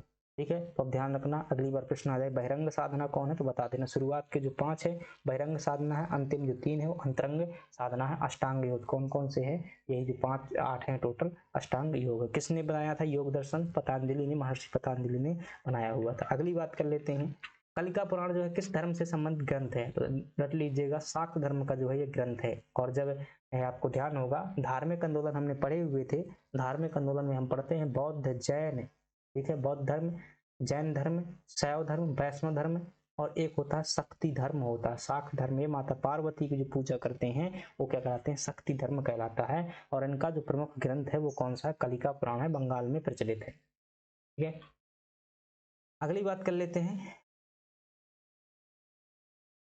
ठीक है, ये उसका उत्तर जो है अंतिम कुंजी के अनुसार जैन धर्म माना गया है, लेकिन अधिकांश स्रोत जो है बंगाल और असम में क्षेत्र के शक्तिवाद के साथ कलिका पुराण। अरे भाई पार्वती जी से संबंधित ग्रंथ है तो ये जैन धर्म नहीं होगा किसी भी कारण से। तो ये जो है प्रश्न हमसे क्या है पूछे गए हैं, तो आपने लेवल देखा, इन टेस्ट सीरीज का लेवल देखा तो आपको कुछ प्रश्न लगे होंगे काफी जो है गहराई वाला लेवल है, लेकिन प्रीवियस ईयर प्रश्न देखे तो आपको थोड़ा सा सांस जो है, धड़कन जो है आराम हुई हुई कि ठीक है भाई जितना पढ़ते हैं उसी के अनुसार। बहुत बड़े प्रश्न जो है कथन कारण वाले प्रश्न नहीं पूछे हुए हैं एमपीपीएससी में अभी तक, तो ऐसा क्यों पढ़े यार, मतलब कि जहां पर नहीं पूछे जाते हैं कुछ बारी हो सकता है तो वो अपन करते रहेंगे। चलिएगा अब जो हम उपनिषद से संबंधित कुछ प्रश्न देख लेते हैं। निम्नलिखित में से किस उपनिषद को गीता का मूल माना जाता है, तो ध्यान रखना ईशोपनिषद को क्या माना जाता है, गीता का मूल माना जाता है। अब देखिएगा इसमें श्वेताश्वर उपनिषद भी लिखा हुआ है। ठीक है, अब श्वेताश्वर उपनिषद का आधार जो है मतलब इसी के आधार पर सांख्य दर्शन बना हुआ है और सांख्य दर्शन के आधार पर ही जो गीता बनी हुई है, तो कहीं ना कहीं ये भी हो सकता है भाई श्वेताश्वर की थोड़ी व्याख्या पढ़ रहे हैं। ईशोपनिषद, इसका प्रथम मंत्र जो है ईश्वायासम से प्रारंभ है, जिस कारण से इसे ईश्वास्योपनिषद जो भी कहा जाता है। इसमें गीता का मूल माना गया है इसे, तो ध्यान रखना ईशोपनिषद को गीता का जो क्या माना गया है, मूल माना जाता है। बृहदारण्यक उपनिषद सबसे बड़ा उपनिषद है, आपको पता है। यज्ञवल्क्य ऋषि जो है इसके 6 अध्याय हैं, यज्ञवल्क्य के 6 अध्याय हैं। इसमें जो है बृहदारण्यक उपनिषद में पुनर्जन्म का सिद्धांत है, संतानोत्पत्ति का सिद्धांत है, गर्भधारण व बच्चे के जन्म पर जश्न का उल्लेख है, प्रमुख संवाद अजात शत्रु गार्ग्य संवाद, यज्ञवल्क्य और मैत्रेय संवाद, यज्ञवल्क्य गार्गी संवाद भी है, जनक और यज्ञवल्क्य संवाद है, यज्ञवल्क्य और कात्यायनी संवाद भी है। ठीक है, जो रामायण वगैरह वगैरह में पढ़ते हैं ना, महर्षि जनक जो राजा जनक थे ना, जो सीता जी के पिताजी थे, वो मिथिला के थे, बिहार मिथिला के थे, और वह एक दार्शनिक राजा थे। वहाँ बहुत सारे जो है दार्शनिक संवाद हुआ करते थे। चलिएगा, बहुत सारी चीजें लिखी हुई हैं, आप कंफ्यूज जाएंगे, क्वेश्चन क्वेश्चन पर जो है फोकस करिएगा। कौन सा उपनिषद जो है प्राचीन माना जाता है, तो आप क्या कहेंगे, छांदोग्य उपनिषद जो क्या है सबसे प्राचीनतम उपनिषद है, तो सबसे प्राचीन जो हो जाएगा उपनिषद छांदोग्य हो जाएगा। यहाँ पर देख लीजिएगा छांदोग्य उपनिषद के बारे में पढ़ता चलता हूँ भाई, आप जो है सुनते चलिएगा, मैं पढ़ देता हूँ, क्यों छोड़ू कुछ चीजें, छोड़ना नहीं है, तो पढ़ते जाइएगा, याद ना हो कोई दिक्कत नहीं है। देखिएगा यहाँ पर बृहदारण्यक उपनिषद के बारे में, इसमें अहम ब्रह्मास्मि शब्द का जिक्र मिलता है कि मैं ही ब्रह्म हूँ, अर्थात इंसान जो है वो ब्रह्म का अंश है। जब उसे अपनी पूरी पवित्रता का ज्ञान होता है तब वह कह देता है मैं ही ब्रह्म हूँ। सर्वे भवन्तु सुखनः, सभी लोग क्या रहो, सुख रहो। सर्वे सन्तु निरामयाः, सभी लोग मतलब दुख से मुक्त रहो। विज्ञानानंद ब्रह्म आदि वाक्यों का जो है उल्लेख किसमें मिलता है, बृहदारण्यक उपनिषद में ही देखने को मिल जाता है।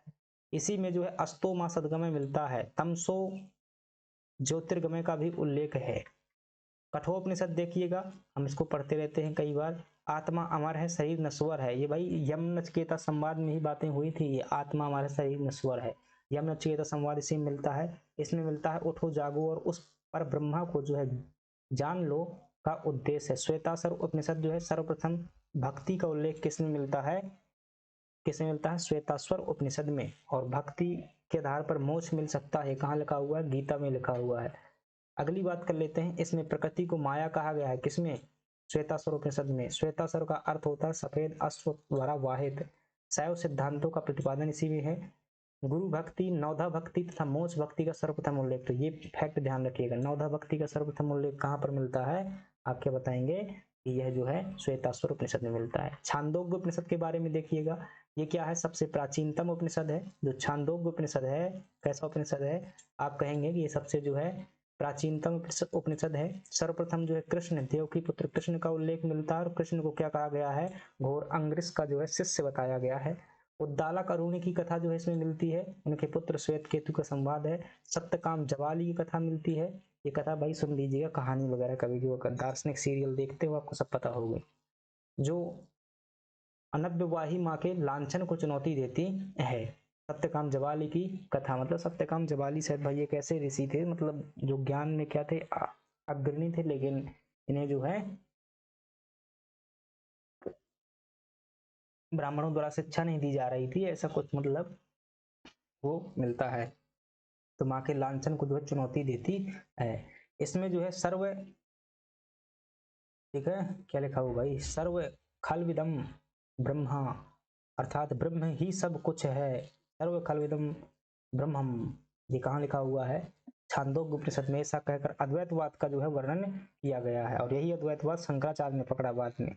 ओम की उत्पत्ति जो है इसी में उल्लेख है, किसमें है, छांदोग्य उपनिषद में ही ओम की उत्पत्ति का उल्लेख मिलता है। अब अगला उपनिषद है केन उपनिषद, और केन उपनिषद में अगर देखा जाए, क्या देखा जाए, केन उपनिषद में अगर आप देखेंगे तो इसमें कहा गया है, निर्गुण ब्रह्म की चर्चा की गई है कि ईश्वर जो है कोई रंग नहीं है, कोई रूप नहीं है, उसका कोई गुण नहीं है, वो निर्गुण है। 84 लाख योनियों का वर्णन कहाँ पर मिलता है, मनुष्य जो है 84 लाख योनियों से गुजर करके मनुष्य का अवतार मिलता है केन उपनिषद में। इसमें जैमिनीयोपनिषद भी कहा जाता है किसको, केन को। उमा हेमवती आख्यान कहाँ मिलता है, ये भी केन उपनिषद में। मुंडक उपनिषद देखिएगा, और जब हम मुंडक उपनिषद की बात करते हैं तो इसमें क्या क्या खास बातें हैं, तो इनको भी देख लीजिएगा भाई। मुंडक उपनिषद में देखेंगे तो इसे प्रश्नोत्तर रूप में लिखा गया है, अथर्ववेद की शौनक शाखा से संबंधित है, तो ये बात ध्यान रखना, प्रश्नोत्तर रूप में है। सत्यमेव जयते मोस्ट इंपोर्टेंट वाक्य है, कई बार पूछा गया है, कहाँ पर लिखा गया है, मुंडक उपनिषद में। इसमें पराविद्या, अपराविद्या और द्वैतवाद सिद्धांतों का भी वर्णन है। यज्ञों को मोस्ट इंपोर्टेंट ये भी है, यज्ञों को टूटी फूटी नाव बताया गया है। क्या बताया गया है कि जो लोग कहते हैं कि भाई यज्ञ करा लो, ईश्वर के चरणों में जगह मिल जाएगी, मोक्ष मिल जाएगी, तो इसमें कहा गया है यज्ञ एक टूटी नौका के समान है, ये संसार रूपी भवसागर को पार नहीं करा सकती है, कर्म सर्वोपरि है। मांडूक्य उपनिषद देखेंगे तो मांडूक्य उपनिषद जो क्या है, सबसे छोटा उपनिषद है, ध्यान रखना। ब्रह्मा के आकार व निराकार रूपों का वर्णन है, ओंकार का रहस्य वर्णन किया गया है। चलिएगा अगला प्रश्न है, उपनिषदों की श्रृंखला में कौन सा प्रथम उपनिषद है? तो आप क्या बताएंगे? ईशोपनिषद जो क्या है, सबसे प्रथम उपनिषद है। उपनिषदों की श्रृंखला में कौन सा प्रथम उपनिषद है? ईशोपनिषद है। अगर भाई ईशोपनिषद प्रथम है तो सबसे प्राचीनतम छांदोग्य को क्यों कहा जाता है? अगर ईशोपनिषद सबसे पहला है तो उसे सबसे प्राचीन छांदोग्य को क्यों कहते हैं? तो ऑप्शन यहाँ पर छांदोग्य नहीं दिया हुआ, अगर होता तो मैं तो छांदोग्य ही सही करता। अगली बात कर लेते हैं, निम्नलिखित में से कौन सा उपनिषद जो है शतपथ ब्राह्मण का भाग माना जाता है? तो कौन सा उपनिषद शतपथ ब्राह्मण का भाग है? तो वो कौन सा हो जाएगा? बृहदारण्यक उपनिषद जो है शतपथ ब्राह्मण का भाग है। अगली बात कर लेते हैं,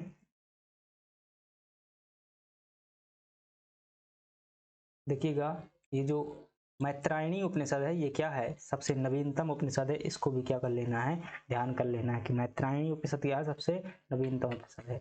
किस उपनिषद का दूसरा नाम जो है जैमिनीय उपनिषद है? तो ये अभी हमने पढ़ा हुआ था, केन उपनिषद का दूसरा नाम क्या है? जैमिनीय उपनिषद है। सबसे नवीन उपनिषद कौन सा है? तो अभी हमने देखा कि जो है मैत्रायणी उपनिषद क्या है? सबसे नवीन है। सबसे प्राचीन छांदोग्य है। सबसे बड़ा कौन सा है? सबसे बड़ा बृहदारण्यक है। केन उपनिषद प्रश्नोत्तर शैली में, तो यहाँ देख लीजिएगा, सबसे नवीनतम मैत्रायणी है, सबसे प्राचीनतम छांदोग्य है, और सबसे बड़ा जो बृहदारण्यक है, सबसे छोटा क्या है? मांडूक्य उपनिषद है। ब्रह्म ही सब कुछ है, किस उपनिषद में लिखा गया है? तो छांदोग्य उपनिषद में लिखा गया है। और छांदोग्य में ही देव की पुत्र कृष्ण का वर्णन किया गया है। किस उपनिषद में नवधा भक्ति का सर्वप्रथम उल्लेख किया गया? तो अभी पढ़ करके आए हुए हैं, श्वेता उपनिषद में जो है भक्ति के जो विष्णु धर्म में नौ रूप बताए गए हैं उन्हीं को क्या कहते हैं? नवधा भक्ति कहा जाता है। अगली बात कर लेते हैं, यहाँ पर देखिएगा आरण्यक से संबंधित जो है कुछ प्रश्न देख लेते हैं। वैदिक साहित्य में ब्राह्मण ग्रंथों के बाद किसका जो स्थान आता है? जो वैदिक साहित्य है उसमें ब्राह्मण ग्रंथों के बाद किसका स्थान आता है? तो ब्राह्मण के बाद पहले आते हैं वेद, फिर आते हैं ब्राह्मण, फिर आते हैं आरण्यक। क्या हो जाएगा? आरण्यक। उसके बाद में अंत में आते हैं उपनिषद। वेदांग जो है वेदों के अंग है। अगली बात कर लेते हैं, किस साहित्य में जो है रहस्यात्मक विषयों की जानकारी दी गई है? तो ये आरण्यक में जो है क्या दी गई है? रहस्यात्मक बातों की जानकारी दी गई है। आरण्यक जो है दार्शनिक सिद्धांतों एवं रहस्यमय विषयों की जो है व्याख्या हमें आरण्यक ग्रंथों में मिलती है, जिस कारण गोपथ ब्राह्मण एवं बौधायन धर्मसूत्र भाष्य में इन्हें रहस्य ग्रंथ भी कहा गया है। नगर शब्द सर्वप्रथम किस में उल्लेखित मिलता है? तो ध्यान रखिएगा, आरण्यक में सर्वप्रथम नगर शब्द का उल्लेख मिलता है, और नगर शब्द का सर्वप्रथम उल्लेख जो है तैत्तिरीय आरण्यक में देखने को मिलता है, जो कि किसका है? सामवेद का है। शतपथ ब्राह्मण के अंतिम 6 अध्यायों को क्या कहा जाता है? तो आप क्या कहेंगे? शतपथ ब्राह्मण ग्रंथ के जो अंतिम 6 अध्याय हैं वही बातें क्या हैं? आपकी बृहदारण्यक उपनिषद है। बृहदारण्यक उपनिषद में जो बातें लिखी हुई है वही का वही क्या है? शतपथ ब्राह्मण का अंतिम 6 अध्याय है। बृहदारण्यक उपनिषद देखिएगा, चलिएगा, बहुत सी बातें लिखी हुई हैं।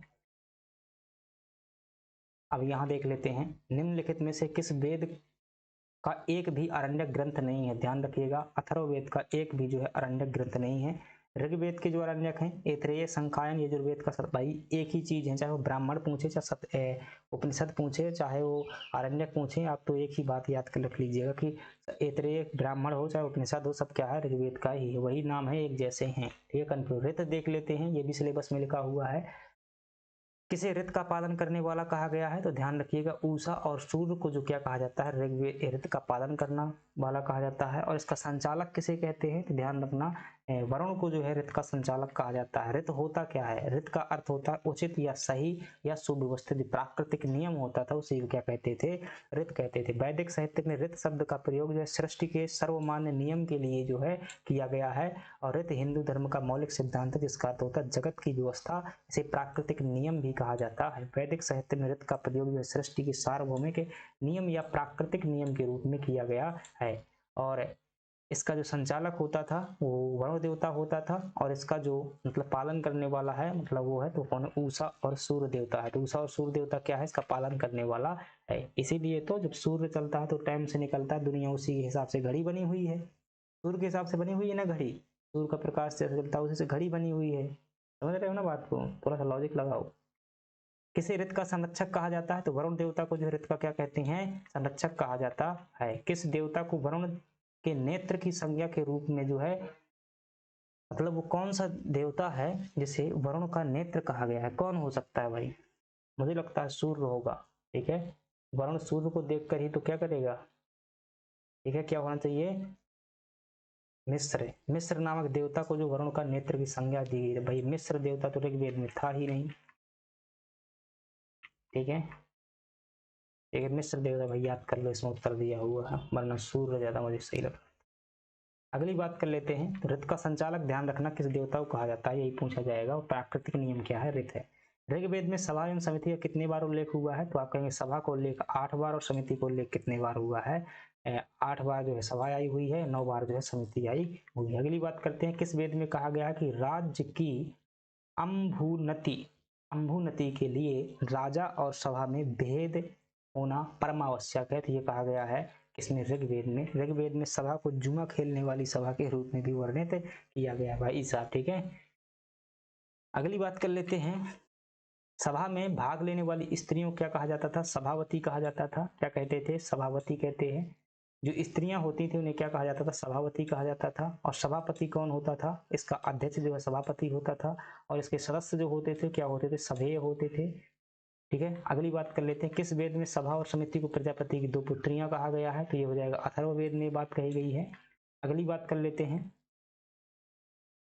वर्ण व्यवस्था देख लेते हैं, वर्ण व्यवस्था के बारे में। तो ये सब छोटे छोटे टॉपिक जो है हमारे उसमें न्यू टॉपिक में दिए हुए हैं। तो आज ये न्यू टॉपिक का हम क्या करेंगे? पोस्टमार्टम कर देंगे। इसके बाद में क्या हो जाएगा? अपना आगे सोचेंगे अगर बन जाएगा। अगला प्रश्न है, सर्वप्रथम वर्ण व्यवस्था का उल्लेख कहाँ पर मिलता है? तो आप क्या कहेंगे? ऋग्वेद में जो है सर्वप्रथम वर्ण व्यवस्था का जो है उल्लेख मिलता है। वर्ण व्यवस्था में जो है किसे सबसे निचले पायदान पर रखा गया है? तो आप क्या कहेंगे? शूद्र को जो है सबसे निचले पायदान पर रखा गया है। निम्नलिखित में से कौन द्विज में शामिल नहीं है? तो जिनका जो उपनयन संस्कार होता था वो सभी द्विज में शामिल है, अर्थात ब्राह्मण क्षत्रिय वैश्य जो है द्विज में शामिल है। असत्य बताना है। कथन दिया गया है कि ब्राह्मण को मुख्य कार्य यज्ञ व पूजा पाठ का था। ठीक है, क्षत्रिय युद्ध के लिए जाने जाते थे। ठीक है, वैश्यों का मुख्य कार्य व्यापार वाणिज्य था। तो ये भी ठीक है। क्या है? तो भाई शूद्रों को 3 वर्गों का सेवक माना गया। तो सभी वर्ग क्या हो जाएंगे इसमें? उपरोक्त सभी जो है क्या हो जाएंगे? सही हो जाएंगे। संस्कार से संबंधित प्रश्न देखिएगा। निम्नलिखित में से कौन सा संस्कार जो है अंत गर्भ संस्कार में शामिल नहीं है? ठीक है, अंत गर्भ संस्कार में शामिल नहीं है निम्नलिखित में से। तो इसमें देखेंगे जात कर्म संस्कार होता है। पता है कब किया जाता था? जात कर्म संस्कार ये शिशु के जन्म के बाद। अंत गर्भ का मतलब समझ रहे हो यहाँ पर क्या? जब बच्चा गर्भ के अंदर रहता है, यानी कि जन्म से पहले का संस्कार नहीं। यही मेंस में प्रश्न आया हुआ 2 नंबर में। ठीक है, क्या पूछता था कि 3 संस्कार बताइए जन्म से पहले किए जाते हैं बच्चे के। ठीक है, तो अभी देखते हैं इसको।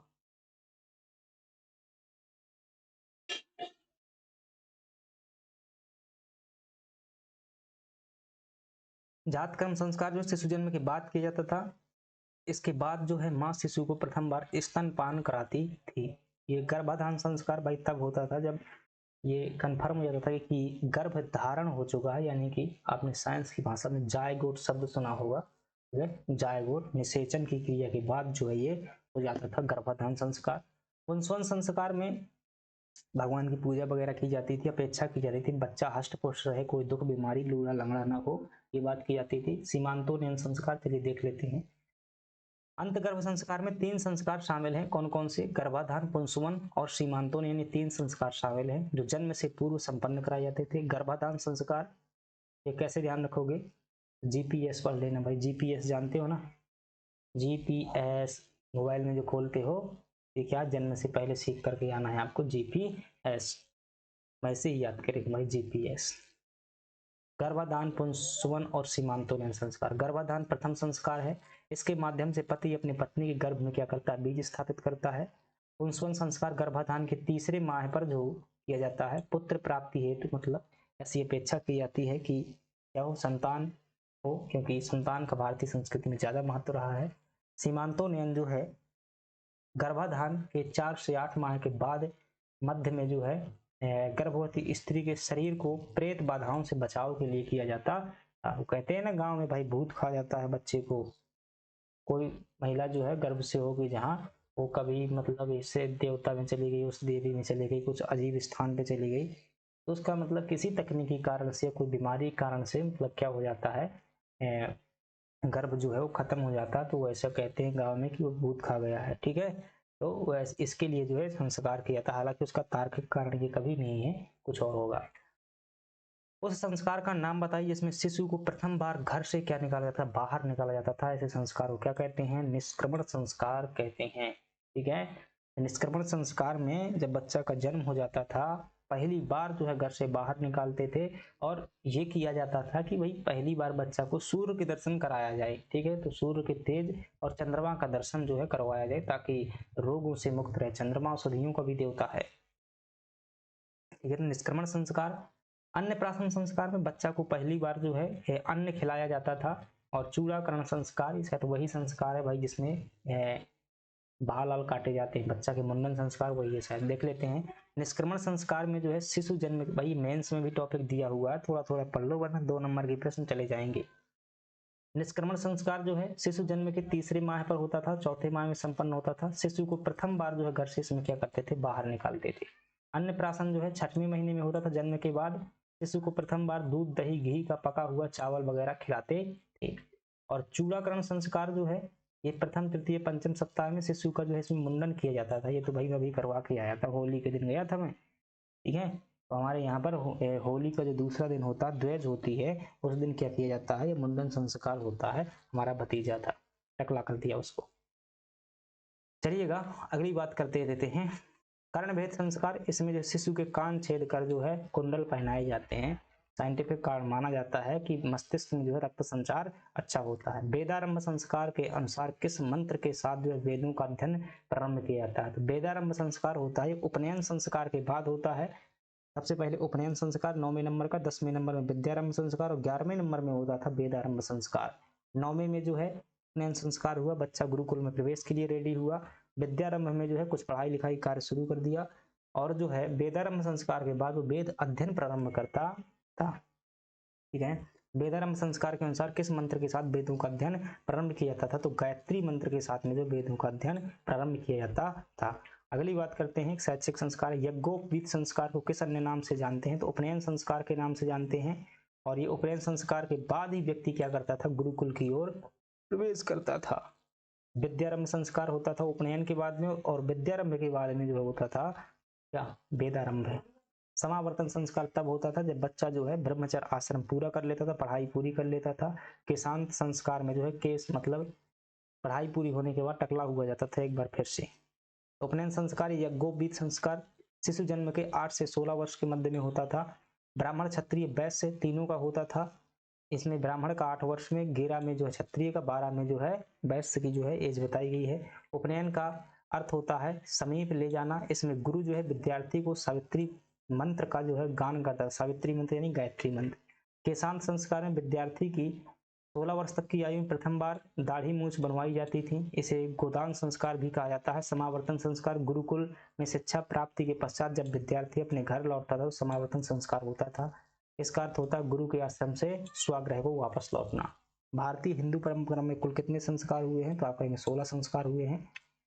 आश्वलायन के गृह सूत्र में संस्कारों का वर्णन है। आश्वलायन के गृह सूत्र में जो है 8 प्रकार के विवाहों का भी वर्णन किया गया है। मनुस्मृति में भी 8 प्रकार के विवाह जो है बताए गए हैं। अगली बात कर लेते हैं। प्रथम संस्कार गर्भाधान, और अंतिम जो है अंत्येष्टि संस्कार, जिसे दाह संस्कार भी कहते हैं। विवाह जो है 8 प्रकार के विवाह होते हैं भाई। प्रशस्त यानी कि मान्य विवाह है, और अमान्य विवाह है। ब्रह्म विवाह मान्य है, देव विवाह मान्य है, आर्य विवाह मान्य है, आर्ष विवाह, प्रजापत्य विवाह भी मान्य है। अब इसमें जो ये वाले हैं, असुर विवाह है, गंधर्व विवाह है, राक्षस विवाह है, पैशाच विवाह, ये मान्य नहीं होते हैं। और ये विवाह वाला क्वेश्चन मेंस में 5 नंबर में आ चुका है। 8 प्रकार के विवाह बताइए। अब ब्रह्म विवाह में मतलब ये होता था भाई, देवताओं से विवाह करवाया जाता, शायद ऋषि से या मतलब वेद पढ़ाने वाले लोगों से विवाह करवा दिया जाता था लड़कियों का। देव विवाह में देवताओं के नाम पर जो है विवाह शायद हो जाते होंगे, चाहे मंत्रों को उच्चारण करते हैं। आर्य विवाह, प्रजापत्य विवाह जो आप लोग विवाह करते हैं अभी हाल में, ये प्रजापत्य विवाह होता है, भामानावर वगैरह पढ़ते हैं। असुर विवाह ही थोड़ा सा अलग प्रकार का होता है, या विक्रय विवाह भी कहते हैं, पैसा दे करके लड़की को खरीद लिया जाता था। गंधर्व विवाह, सोना बाबू वाला जो विवाह होता है उसे गंधर्व विवाह कहते हैं।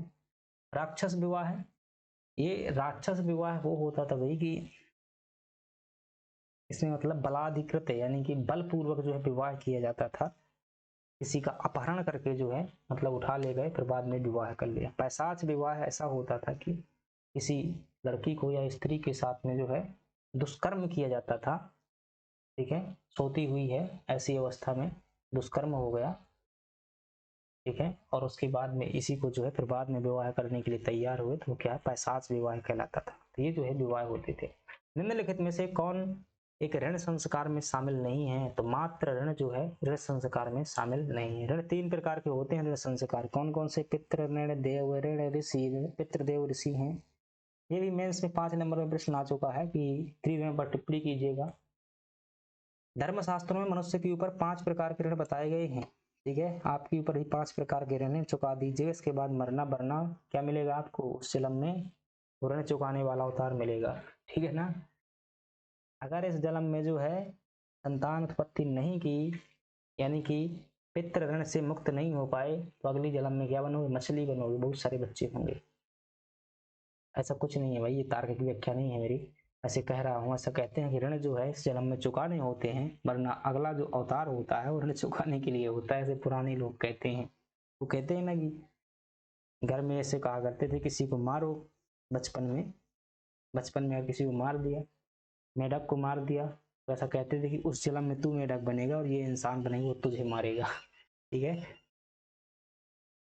तो इन ऋणों से मुक्त होने के पश्चात ही मनुष्य को जो है मोक्ष प्राप्त कर सकता है, यानी कि जन्म मरण के चक्र। मोक्ष प्राप्त करने का मतलब क्या होता है? जहां से निकले हो वहीं पर चले जाना, यानी कि ब्रह्म के अंश हो, ब्रह्म में ही विलीन हो जाना, अर्थात जन्म मृत्यु के चक्र से क्या हो जाना? मुक्त हो जाना। और जब तक ये 5 ऋण नहीं उतारते हो तब तक मुक्ति नहीं मिलेगी। आप जो क्या बनेंगे? इस जन्म में इंसान है, अगर ये नहीं कर पाए, ऋण नहीं चुका पाए, तो अगले जन्म में कुत्ता बनोगे, फिर कहीं सुअर बनोगे, फिर कहीं मछली बनोगे, फिर कहीं मेढक बनोगे, ठीक है। ये सब मेरे आसपास की चीजें हैं, घर में ये सब मेरे आसपास रहती थी। सुअर तो नहीं रहता था भाई, कुत्ता रहता था, मेढक रहता था, मछली रहता था। तो 5 ऋण जो है चुकाने हैं आपको, कौन कौन से? 3 जो है पहले ये चुका दीजिएगा, फिर बात के बात करना। देव ऋण जो है ये कैसे चुकेगा?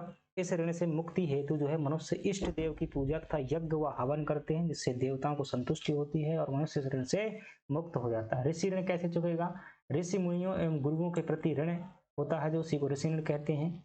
मनुष्य जो है वेदों, मंत्रों, उपनिषदों का जप करे और अध्ययन करे। कुल मिलाकर के भाई ऋषि लोग आपको क्या करते थे? गुरुकुल में पढ़ाते थे। आप भी जो है पढ़ाइएगा, लोगों का कल्याण कीजिएगा, पट जाएगा। पितृ ऋण क्या है? पिता बन जाइएगा। माता पिता एवं पितरों के प्रति जो है ऋण जो है उपाय, मनुष्यों को पितरों के नाम से श्राद्ध व तर्पण करना चाहिए। क्या बात करते हो भाई, ये होता है पितृ ऋण। यदि इसकी व्याख्या जो है अलग से दी हुई है, इसमें संतान उत्पत्ति का जिक्र किया गया है। पितृ ऋण से मुक्ति हेतु जो है संतान उत्पत्ति करना होता है। और ये जो बात लिखी हुई है पितृ यज्ञ की है, इसकी है पितृ यज्ञ की व्याख्या लिखी हुई है, जो पितरों में किया जाता है पूर्वजों के लिए। मनुष्य ऋण जो है मनुष्य जाति के प्रति जो है ऋण होता है। मनुष्य एक सामाजिक प्राणी है, तो दूसरों का सहयोग करे और जीवन यापन करता रहे, ठीक है। अगर सहयोग नहीं करोगे ना मेरा, तो फिर क्या होगा?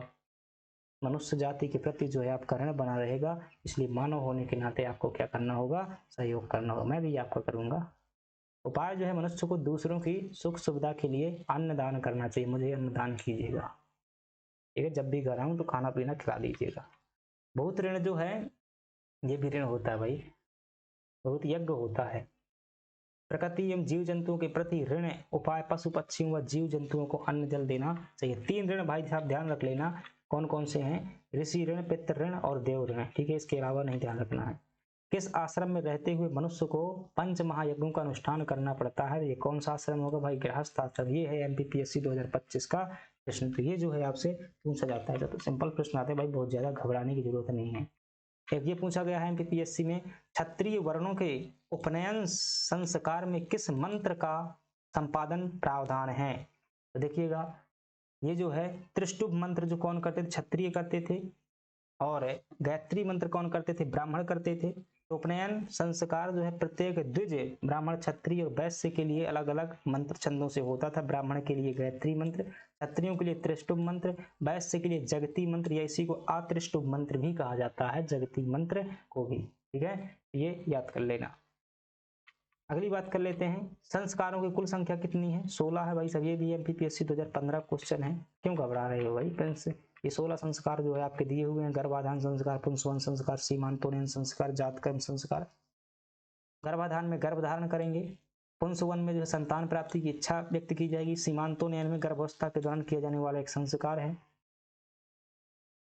जातकर्म में शिशु जन्म के समय किया जाने वाला संस्कार है, ठीक है। तो ऐसे जो है कुल मिलाकर के वेदारंभ संस्कार होता है। यहाँ देखिएगा, नामकरण संस्कार, नाम धराएंगे, निष्क्रमण संस्कार, बच्चा को पहली बार घर से बाहर निकालेंगे, अन्न संस्कार, अन्नप्राशन, बच्चा को पहली बार अन्न खिलाएंगे, मुंडन संस्कार, टकला कर देंगे, विद्यारंभ संस्कार, स्कूल भेजने की तैयारी, उपनयन संस्कार, जनेऊ धारण करेगा, वेदारंभ संस्कार, वेद अध्ययन प्रारंभ करेगा, केशांत संस्कार, ये दाढ़ी मूछ कटाएगा पहली बार, समावर्तन, भाई साहब मतलब इतनी बड़ी दाढ़ी मूछ हो जाती होगी, एक बार ही कटाना पड़ता था।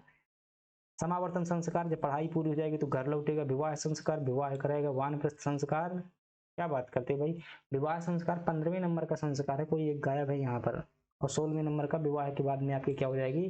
श्री हरि। अगली बात करते हैं, ये प्रश्न भी पूछा गया, त्रिपिटक निम्नलिखित में से किससे संबंधित ग्रंथ? बताइए ना, बौद्ध धर्म से संबंधित ग्रंथ है त्रिपिटक। कौन कौन से हैं? कौन कौन से हैं? विनय पिटक, अभिधम पिटक, सूत्र पिटक।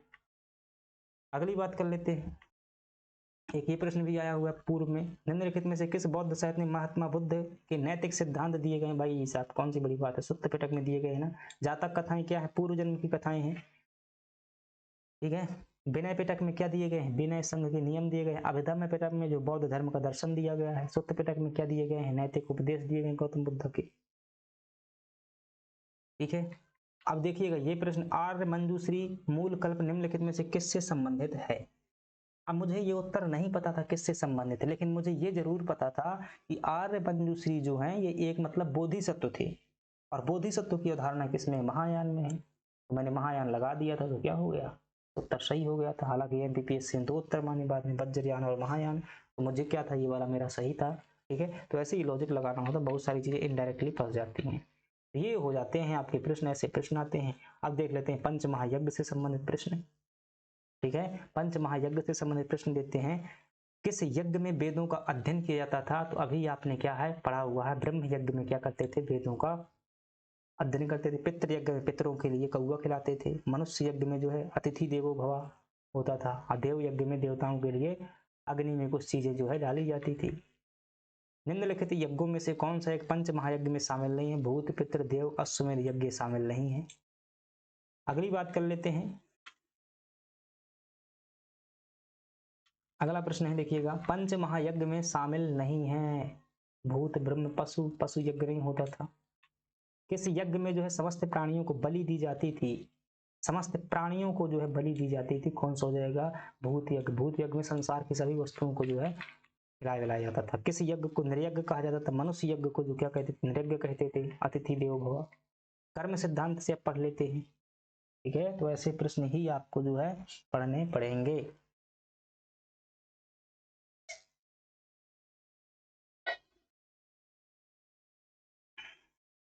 अगला है हमारे पास में, अपने कर्तव्य का पालन करो, आकर्मण्य मत बनो, किससे संबंधित है? भाई साहब भगवत गीता से संबंधित है। इस श्लोक मुझे याद नहीं आ रहा है। कर्मण्येवाधिकारस्ते मा फलेषु कदाचन, ये लिखा हुआ है ना। कर्म तेरे हाथ में है बच्चे, फल तेरे हाथ में नहीं है, इसलिए फल की इच्छा मत कर, तू सिर्फ कर्म कर। भगवत गीता का संबंध जो है महाभारत महाकाव्य के 18वें अध्याय से है, भीष्म पर्व में। भीष्म पर्व में ही तो क्या करते हैं वो, भगवान श्री कृष्ण अर्जुन को उपदेश देते हैं, ठीक है। वेदों में कितने प्रकार के कर्म बताए गए हैं?